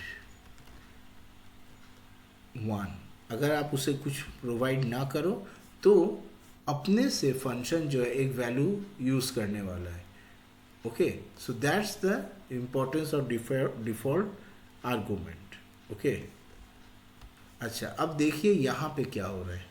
C, def introduce name age equal to 14। तो यहाँ क्या हुआ, this is a required positional argument. Okay, यहाँ पे आपको एक नेम प्रोवाइड करना है whenever you call this function, और age is 14 and this is the default, this one, यही है आपका डिफॉल्ट आर्गूमेंट। अगर आप फंक्शन को नहीं बोलते हो कि एज कितना है, वो ऑटोमेटिकली एज्यूम कर लेगा कि एज इज 14। ओके, अब देखिए यहाँ पे दो चीज़ आपको दिखाई दे रहा है। ओके, ये पहला वाला जो है रोहित, वो जब कॉल किया गया केवल रोहित प्रोवाइड किया गया है, because there is no name which has been specified. तो देखिए ये डिफ़ॉल्ट यूज़ करेगा एज इक्वल टू 14, जबकि मीरा के केस में नेम और एज 15 डाला गया, then it will use the age 15। Okay, so now अब हम लोग फाइनल पार्ट पे आ गए हैं, जो कि AI concepts and AI project framework है, चैप्टर 7। तो सबसे पहले है यहाँ पे what are the various types of AI। अब देखिए बेसिकली यहाँ पे दो इम्पॉर्टेंट कॉन्सेप्ट्स है, एक है नैरो AI जो कि वीक AI है, और एक है जनरल और broad AI which is strong AI। Now narrow AI जो है it can do only one specific thing very well, जैसे कि चेस के लिए जो AI है, फेस रिकॉग्निशन वाला AI है, स्पैम फिल्टर, वो केवल स्पैम का ही कार्य करेगी, स्पैम फिल्टरिंग का ही। फेस रिकॉग्निशन वाला जो है AI वो केवल फेस रिकॉग्निशन ही करने वाली है। नेक्स्ट आपका ब्रॉड और general AI, it can do anything basically that a human can do. मज़े की बात है, लकीली और unluckily it still does not exist. Okay, good. So today's AI जो भी हम देख रहे हैं it is basically narrow AI। तो भाई आज की जो AI है वो नैरो AI है। इसका मतलब it's amazing at specific task and but, and भी बोले या बट भी बोले, इट कांट डू एवरीथिंग।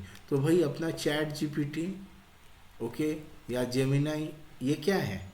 मज़े की बात है ये स्टिल क्लासिफिकेशन में they are all basically narrow AI, लेकिन नैरो AI होते हुए भी ये काफ़ी जनरल है। ओके, ये one of the most general narrow AI है। अब मज़े की बात है, आप पूछोगे कि क्यों भाई ये नैरो AI क्यों है, बताइए। देखिए chat GPT, Gemini, they can write poems, code, translate languages. So basically its task is technically one thing, लेकिन the predicting the next most likely word और character in a sequence, okay, यही कार्य करती है। लेकिन इसके अंदर क्या नहीं है, it still doesn't know what it's saying. Basically this chat GPT or Gemini, they uses complex statistics and pattern to generate responses. It does not have a conscious understanding of the world. Okay, ये बहुत important है, conscious understanding of world। जब ये हो जाएगा तब हम बोलेंगे जनरल AI। ओके, और कॉमन सेंस, जैसे हम अक्सर बोलते हैं भाई, हम मेरे हिसाब से मेरा कॉमन सेंस बोल रहा है हमें ये करना चाहिए।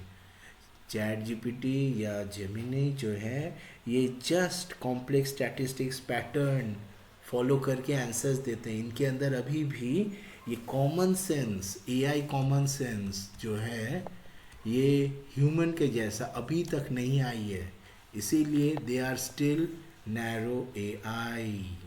ओके, तो यहाँ पे कुछ बहुत इंपॉर्टेंट की कॉन्सेप्ट्स हैं, 3 डोमेन्स ऑफ AI जो है। फर्स्ट है आपका, देखिए, computer vision, basically the ability of computers to see and understand images and video.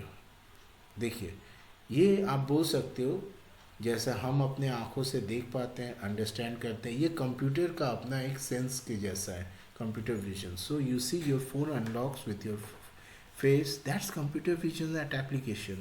Other examples देखिए, Google Lens, self-driving cars, detecting pedestrians, even X-ray analysis. Next आपका है natural language processing. ये क्या है? ये है the ability of the computer to understand and generate human language, text और speech, जैसे कि Google assistant, Siri, chat GPT, Google translate, spam filters. Okay, चलिए एक एनएलपी इन एक्शन देखते हैं। So when we say what's the weather like today, so NLP break it down, what's, okay, the weather and today, तीन भाग में। फिर computer understand करती है क्या, that user wants weather forecast for today, और वो रिस्पॉन्स देती है it's 28 degree centigrade and Sunny in Delhi. Okay, चलिए अब हम लोग एक बहुत ही इम्पोर्टेंट टॉपिक पे बात करेंगे, और ये है न्यूरल नेटवर्क। तो यहाँ आपको क्या दिखाई दे रहा है, देखिए, see what are you observing. Basically आप यहाँ देख पा रहे हैं एक बहुत ही मज़ेदार high level, so this is a very high level comparison between what, between a biological neuron inside your brain, that is inside a human brain, and how a computer scientist basically mimic the process to create artificial neural networks. Okay, so यहाँ हम human brain neuron और artificial neuron के comparison को देख रहे हैं। तो आप ऐसा सोचिए कि बेसिकली आप यहाँ ब्लूप्रिंट ऑफ मॉडर्न एआई ये आप देख पा रहे हो। तो चलिए देखते हैं यहाँ आप क्या देख पा रहे हो। देखिए, सबसे पहले हम अपने बायोलॉजिकल न्यूरॉन की बात करते हैं। सो यहाँ पर ये जो डेंड्राइट्स आप देख रहे हो, they basically receive the chemical और electrical signal from other neurons, ठीक है।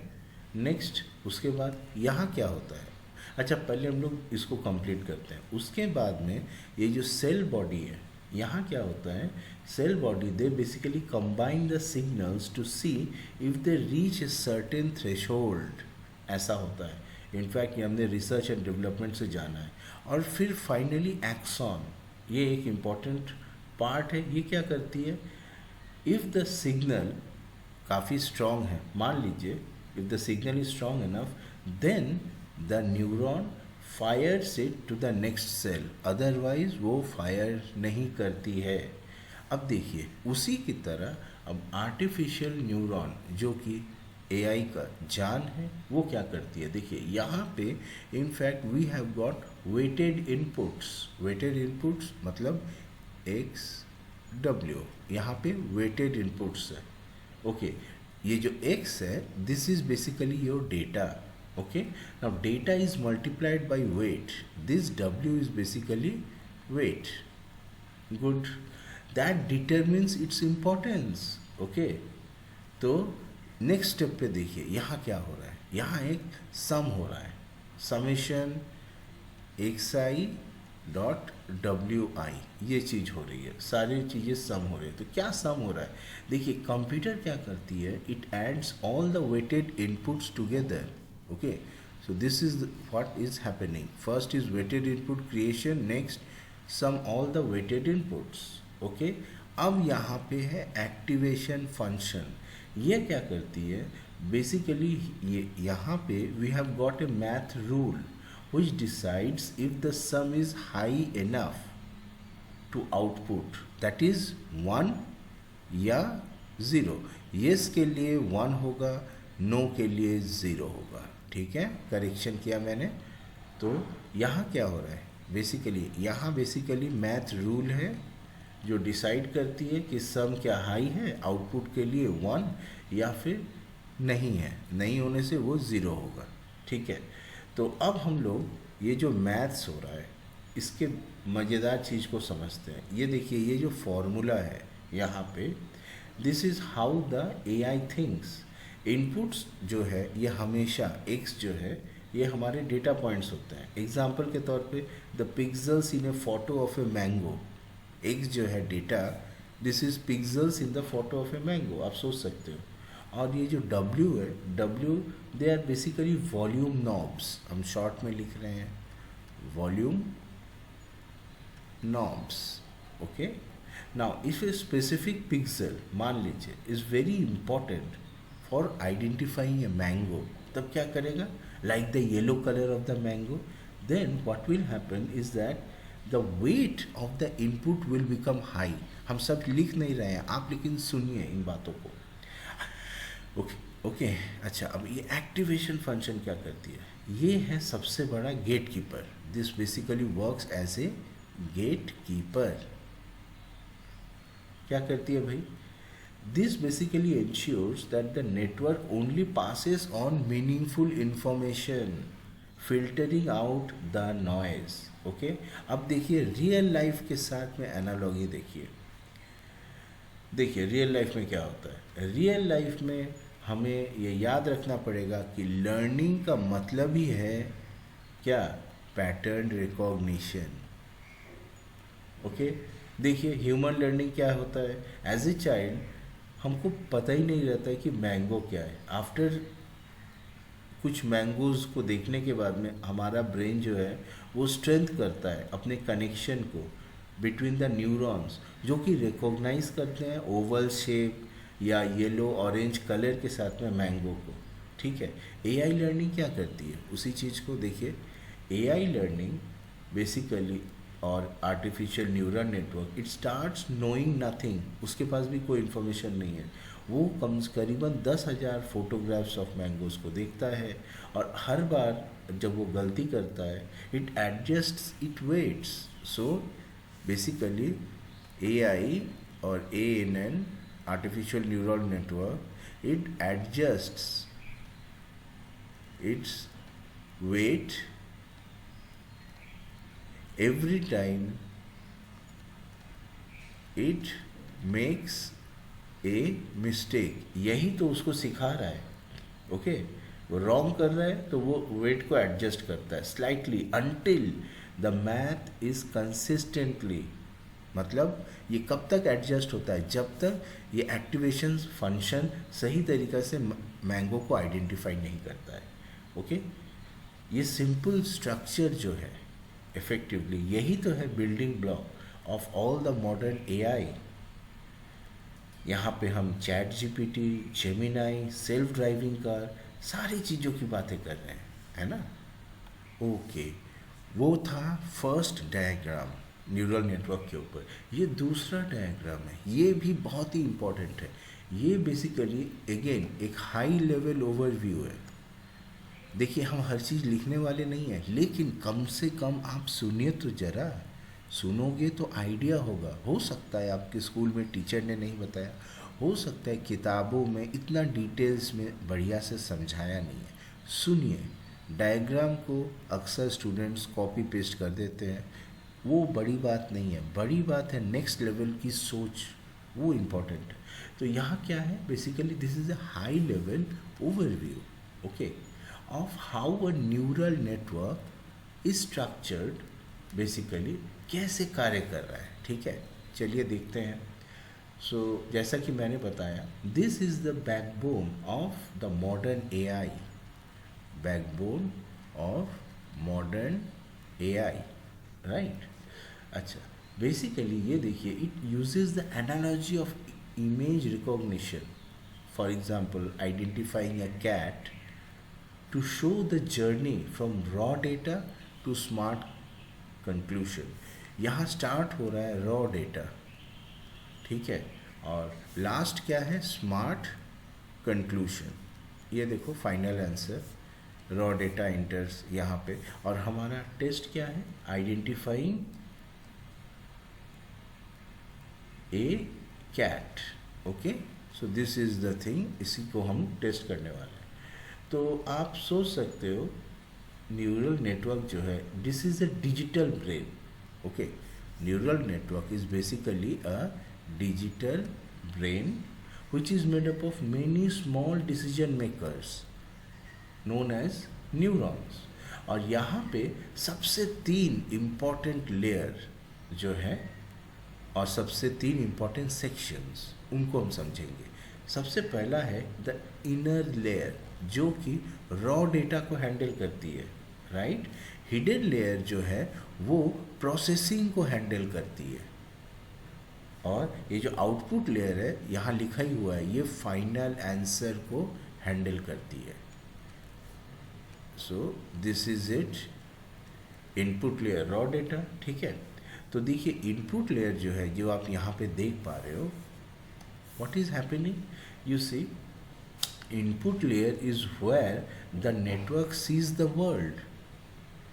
ओके, आप एआई, आप यहाँ पे इनपुट लेयर में क्या करते हो, a picture of a cat AI को फीड करते हो, तो वो क्या करता है, वो कैट को संग संग देखता नहीं है, वो क्या करता है, it sees thousands of tiny dots called pixels, so it sees thousands of tiny dots, right, or pixels in the photo of cat, right। उसके बाद क्या होता है, each pixel color and brightness, it is converted into numbers, समझ रहे हो, and then it is sent to the network, okay।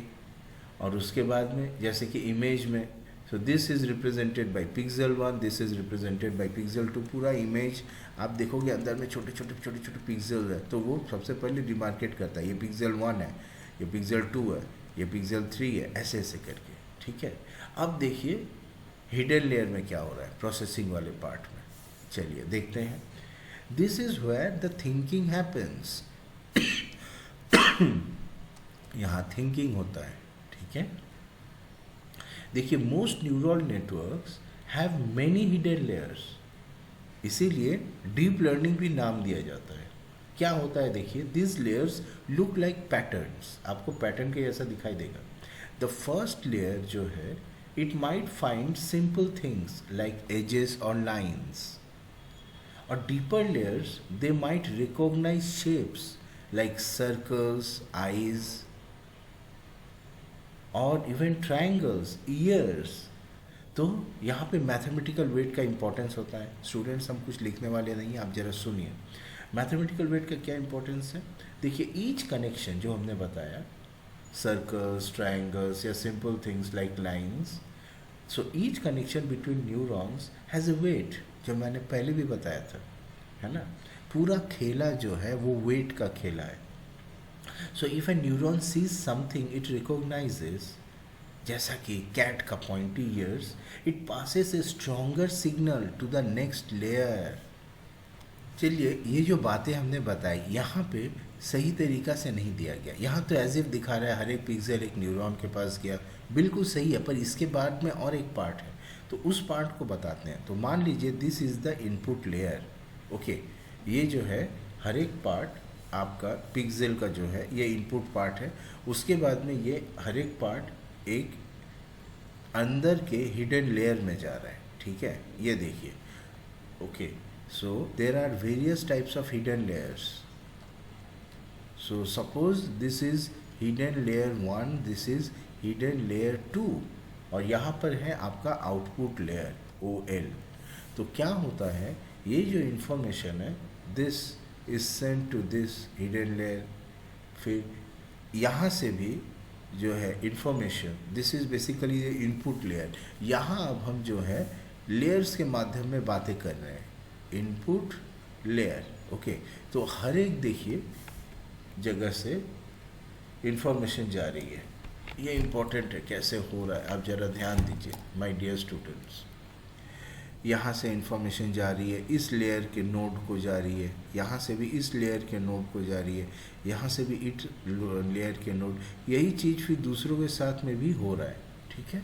फिर यहाँ से ये जो इंफॉर्मेशन मिला, अगर इसको स्ट्रॉन्गर सिग्नल मिलता है तो ये दूसरे लेयर्स को देता है, ठीक है। This is what is happening, different type, ज़रूरी नहीं है सारे सिग्नल्स ही जाएंगे, अगर उसको स्ट्रॉन्गर कनेक्शन मिला तभी वो अंदर के लेयर्स को भेजता है, okay. This is how things work. So यहाँ पे मज़ेदार चीज़ है, ओके, इनपुट लेयर और हिडन लेयर का कॉन्सेप्ट आपको दिखाई दे रहा है। अच्छा, ये जो पहला आप देख रहे हो diagram is a very simplified diagram, okay. ये आप सोच सकते हो कि सिंपल लीनियर फ्लो डायग्राम है, okay.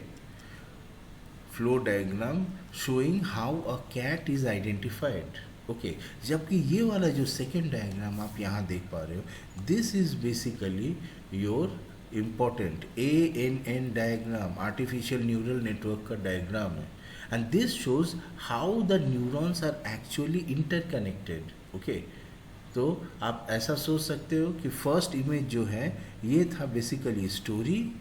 Okay, so this is the story and this one is actually the blueprint.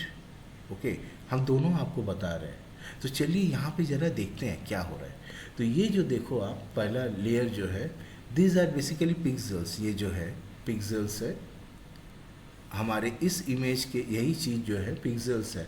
तो ये जो हर एक सर्कल आप देख पा रहे हो, this represents a specific piece of data entering a system. So specific piece of data entering system, ठीक है, अच्छी बात है। अब इसके बाद में दो दो हिडन लेयर है। क्या हो रहा है भाई? तो देखिए, इन द फर्स्ट इमेज यहाँ पे हमने क्या देखा था, we saw here a simple line of neurons, है ना, but here we are seeing multiple layers. दो दो लेयर देख रहे हैं हम यहाँ पे, hidden layer 1, hidden layer 2, and this is where the complex pattern recognition happens. तो यहाँ पे ही आपका complex pattern recognition this happens. Okay, this is very important. तो देखिए, हिडन लेयर 1 जो है, this might look for edges. Hidden layer 2, ठीक है, इसको हम लिखते हैं। So hidden layer 1, this might look for edges, right. और हिडन लेयर 2 जो है, this might look for shapes like ears और आईज, ठीक है।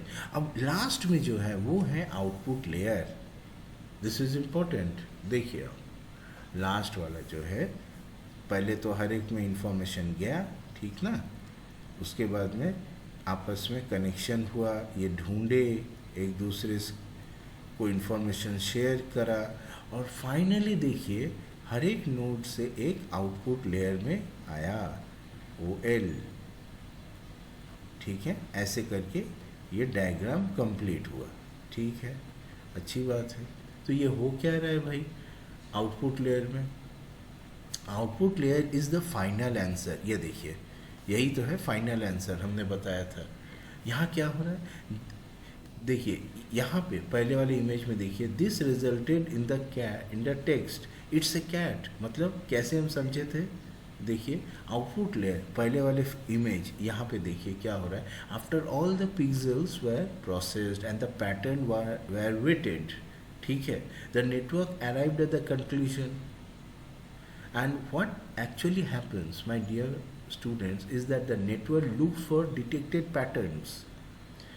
अगर वो 2 आईज, व्हिस्कर्स, पॉइंटी ईयर्स देखता है, तो यही एक फायर करता है सिग्नल टू द आउटपुट कि शायद यहाँ कैट होने के बहुत ज़्यादा चांसेस है। So answer it's a cat ऐसे नहीं आएगा, इट्स 87% प्रोबेबिलिटी और chance that this is a cat. याद है ना, हमने प्रोबेबिलिस्टिक केस में आपको बताया था। सो सवाल है कि यहाँ ये न्यूरल नेटवर्क को वो सीख कैसे रही है? देखिए, ये एग्जाम्पल से सीखती है, trial and error. At first the network is guessing, it might see a cat and say it's a dog, ऐसा भी हो सकता है। तब हम लोग जो है human who is basically labelling the data set, वो नेटवर्क को करेक्ट करते हैं। वो बोलते हैं तुम गलत किए हो, चलो इसको करेक्ट करो। तब जब नेटवर्क एडजस्टमेंट करता है, वो वापस जाता है और ट्वीक करता है। सो इट ट्वीक्स और basically changes the weight, okay, corresponding weight को बदलता है of the neurons, so that next time it is more likely to get the right answer. Then after seeing thousands of images it becomes an expert. Okay, तो ये first image में ऐसा story है, ठीक है। अब देखिए यहाँ पे आ जाते हैं हम लोग, हिडन लेयर्स की बातें कर रहे थे, है ना। तो हमने क्या कहा था, hidden layer 2 might look for shapes like years. तो लास्ट में फाइनल आंसर जो है, ये क्या हो रहा है, फाइनल आंसर में हमने क्या देखा था, यहाँ पे it's 87 probability that it's a cat. यहाँ स्ट्रक्चर्ड व्यू में यही पूरा आंसर जो है एक सिंगल न्यूरॉन से आपको दिखाई दे रहा है। ओके, ये तभी फायर करेगा when it is confident in the entire guess. तो भाई सीधी सी बात है, यहाँ इतने सारे लाइंस क्यों हैं? वाई सो मैनी लाइंस, क्यों, क्या बात है? तो देखिए यही तो दोनों के बीच में सबसे बड़ा अंतर है। पहले वाले पिक्चर में इतना लाइन आपको नहीं दिखा, तो ये आप बोल सकते हो web of arrows, web of arrows, ठीक है, connecting every circle, connecting every circle, ठीक है। क्या हो रहा है ये देखिए, ये जो डेंस कनेक्शंस हैं बेसिकली ये हमको दिखा रही है कि कैसे करके neuron of one layer is connected to every neuron of other layers, ठीक है। देखिए each line basically represents a weight, this is important. So each line represents a weight, okay. फिर उसके बाद तो देखिए if a neuron in the first hidden layer, यहाँ पे कोई भी एक न्यूरॉन वो सोचता है कि I have seen a whisker, then it sends a strong signal, a heavy weight to the next layer so that it can decide if really the image is a cat or not। यहाँ पे collective intelligence सब एक साथ मिलके काम कर रहे हैं, इस बात को जोर दिया गया है। देखिए फर्स्ट इमेज में जो है it looked like a linear line, this shows the final answer, okay, this shows क्या, that final answer is basically the result of thousands of tiny mathematical votes, वो आपको इस पिक्चर से दिखाई दे रहा है जो कि साइमल्टेनियसली काम करता है ना। तो भाई मज़े की बात है, फर्स्ट पिक्चर हमको दिखाता है कि this entire process is like input, process and then output, okay. ये हमको फर्स्ट पिक्चर दिखा रही है यहाँ पर। और ये सेकेंड पिक्चर हमको क्या दिखा रही है? सेकेंड पिक्चर हमको दिखा रही है कि nodes, weights and then layers. So this is what the second picture is seeing. तो देखिए जैसा हमने कहा, neural networks they learn from examples, just like we learn to recognise a dog by seeing many dogs, okay okay good, okay. तो आगे बढ़ने के पहले ज़रा हम एक फाइनल बातों में आपके साथ समराइज करते हैं। तो यहाँ हमने दो पिक्चर्स देखे, ठीक है। ये फर्स्ट इमेज कंसेप्चुअल है, ये सेकेंड इमेज जो है ANN का, ये स्ट्रक्चरल है। फर्स्ट इमेज में इनपुट क्या था? इनपुट था raw pixels from the photo, ठीक है। सेकेंड इमेज का इनपुट क्या था? Input nodes, okay. ये देखिए ये वाले जो थे, this are the second image input. Next processing के बारे में बताइए। सेकेंड इमेज में हमने देखा कि प्रोसेसिंग हैपन्स हियर, इस चीज़ को हमने यहाँ पे बताया था। यहाँ पे प्रोसेसिंग कहाँ हो रहा था? मल्टीपल हिडन लेयर्स में। यहाँ फिलहाल 2 हिडन लेयर आप देख पा रहे हो। डीप लर्निंग में और ज़्यादा हिडन लेयर्स होते हैं, ओके, 5, 6 इवन मोर, से 500 तक भी हो सकता है, okay. Keep this in mind. Next connectivity के बारे में बताइए।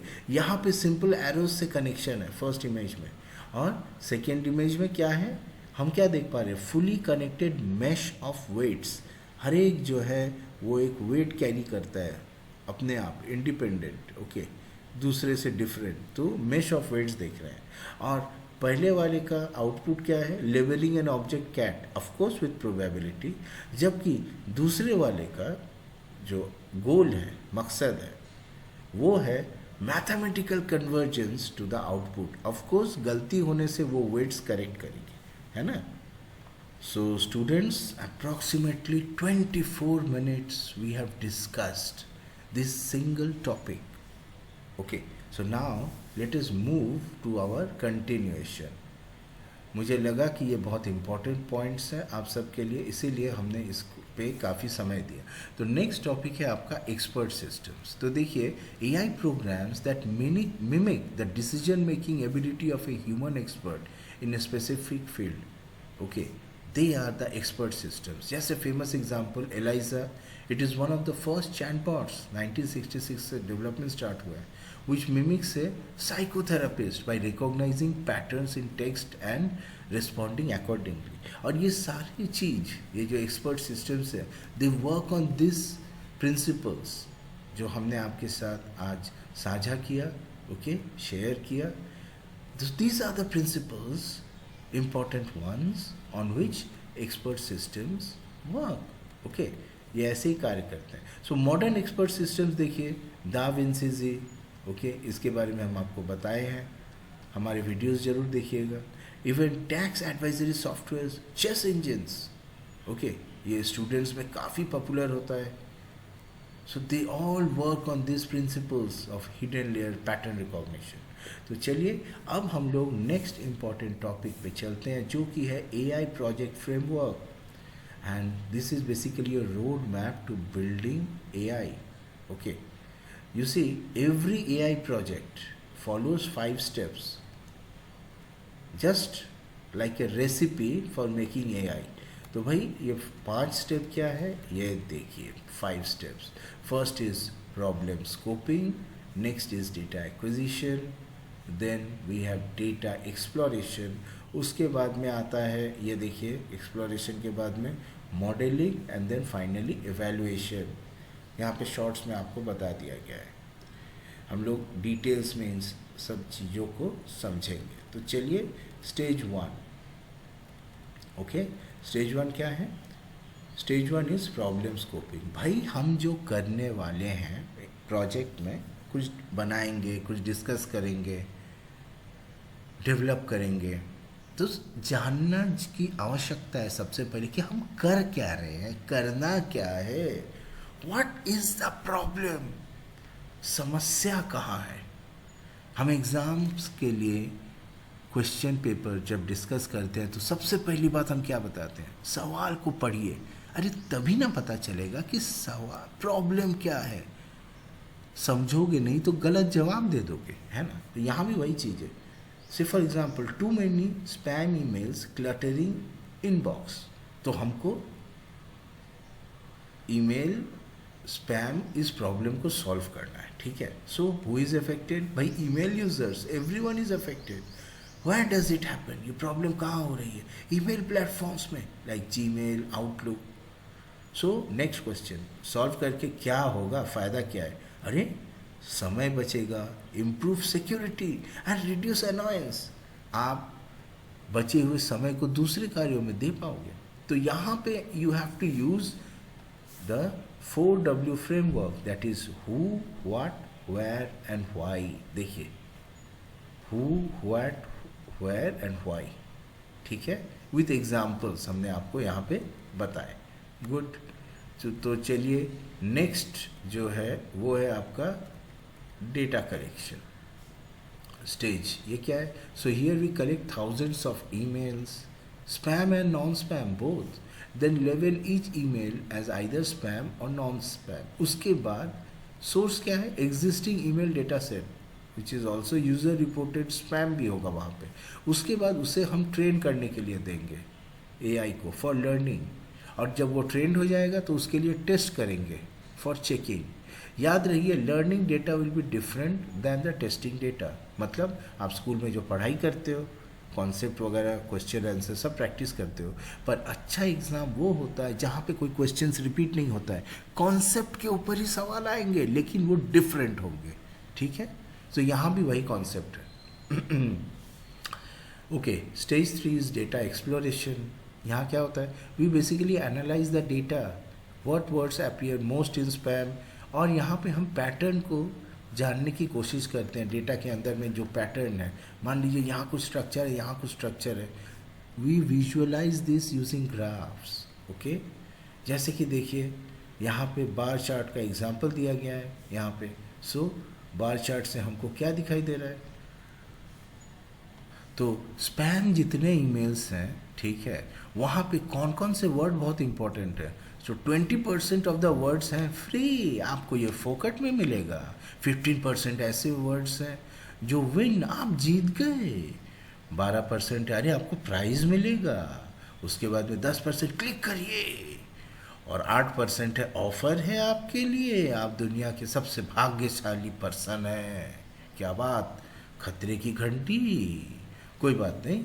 सो this is how we are able to understand the pattern, है ना.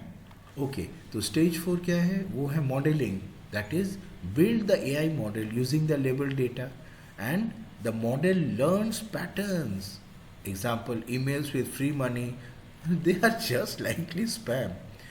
Okay, now तो अप्रोच क्या है, we can use rule based और लर्निंग बेस्ड, जो कि है मशीन लर्निंग, ML.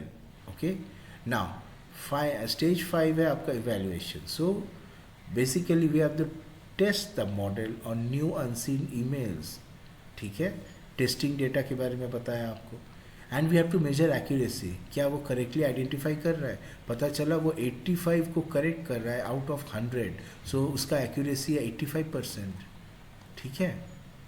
नेक्स्ट, इसको और अगर हमें इम्प्रूव करने की आवश्यकता है, मान लीजिए इसे मैं 99/100 ले जाने की आवश्यकता है, तो हमको स्टेप्स लेना पड़ेगा, जा कर के चेक करना पड़ेगा, उसको बताना पड़ेगा. Okay, this is important. So अगर ये 85 की जगह मान लीजिए 45/100 है, तब तो डेफिनेटली हमको इसको इम्प्रूव करना पड़ेगा, because it is making too many mistakes. तो अर्लियर स्टेजेस में जाके सुधार करने की आवश्यकता है. तो चलिए अब हम लोग क्विक रिकैप करते हैं और कनेक्शंस को देखते हैं यहाँ पे. तो देखिए, the big picture, robotics plus AI. Real world में सेंसर्स डिटेक्ट करते हैं. Okay, then data, we see sensors data देते हैं. क्या क्या डेटा हो सकता है, audio, video, numeric, text. Then उसको प्रोसेस किया जाता है. Then we get information after processing, after finding meaningful patterns from the data. ठीक है, AI learns from this information, right. And then we have got AI ML model. यहाँ पे important domains के बारे में हमने पढ़ा, computer vision, NLP, neural network, expert systems. And then they send the relevant commands to the robot, जो कि mechanical and electrical plus computational unit से बना हुआ है. And that takes the real action in the real world. Okay, so see how robotics and AI work together in daily life. Self driving car, robotics part है wheel, steering, breaks. AI part is computer vision and decision making. Surgical robot, इसका robotics part है robotic arms, precision tools. AI part is AI guided precision movements. Okay, तो surgical robot में देखिए robotic arms है, precision tools है, और यहाँ AI part क्या है, AI गाइडेड प्रिसिशन मूवमेंट्स. समझ रहे हैं ना ऑपरेशन में ये मूवमेंट कितना इम्पोर्टेंट होने वाला है. नेक्स्ट, वैक्यूम क्लीनर, रूम्बा के लिए रोबोटिक पार्ट क्या है, व्हील्स है, ब्रशेस है, सेंसर्स है. और AI पार्ट क्या है, नेविगेशन AI, ऑब्स्टिकल डिटेक्शन. देखिए, ये केस बेस्ड कॉम्पिटेंसी क्वेश्चन के जैसे आप सोच सकते हैं. यहाँ हम आपको हर एक चीज़ बता रहे हैं. ये असर्शन रीजन में भी आपका कार्य आने वाला है. ओके, काम आ जाएगा. Next, drone delivery. वहाँ क्या है, robotic parts, propeller, GPS, camera. AI part क्या है, पाथ प्लानिंग, कैसे जाना है सही तरीके से, फास्टेस्ट पहुँचना है, ऑब्स्टिकल अवॉइड करना है. Okay, good. Now glossary of important terms. हमने ज़्यादातर नहीं, करीबन सारी चीज़ों के बारे में आपको बताया है. या आप स्क्रीनशॉट ले सकते हो. Okay, good. देखिए आप डिफरेंट टाइप के कॉन्सेप्ट्स जो हमने कवर किए हैं आज के इस वीडियो में. ओके, लास्ट था आपका AI प्रोजेक्ट साइकिल के ऊपर में. फाइन. तो भाई, some of the tips for your exam along with mnemonics. So tips क्या है, learn definitions clearly. Okay, define, ऐसे टाइप के क्वेश्चंस आएंगे. नाउ आजकल तो कॉम्पिटेंसी और केस बेस्ड क्वेश्चन का ज़माना है, तो हमारे देखिएगा प्लेलिस्ट में हमने कुछ रियल लाइफ रोबोट्स के ऊपर case based competency based questions डाले हुए हैं, उनको देखिएगा.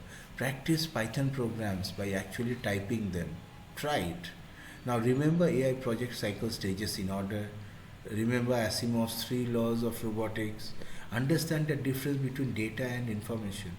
ये 3 laws of robotics का एक individual chapter video देखिएगा. Okay? यहाँ हमने काफ़ी case based competency based questions भी डिस्कस किया है. And remember the difference between deterministic and probabilistic. तो भाई क्विक निमोनिक्स देखिए आप, एआई प्रोजेक्ट साइकिल को आप पैड में बोल सोच सकते हो। पैड मी क्या है? Problem acquisition, data exploration, modelling and evaluation.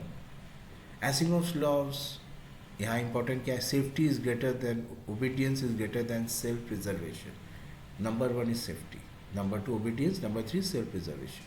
Good. Types of joint: PRS, prismatic, revolute and spherical. Types of data: ANDs, audio, numeric, text and spatial or visual. Okay, so finally we have come to an end. I wish you best of luck for your exams.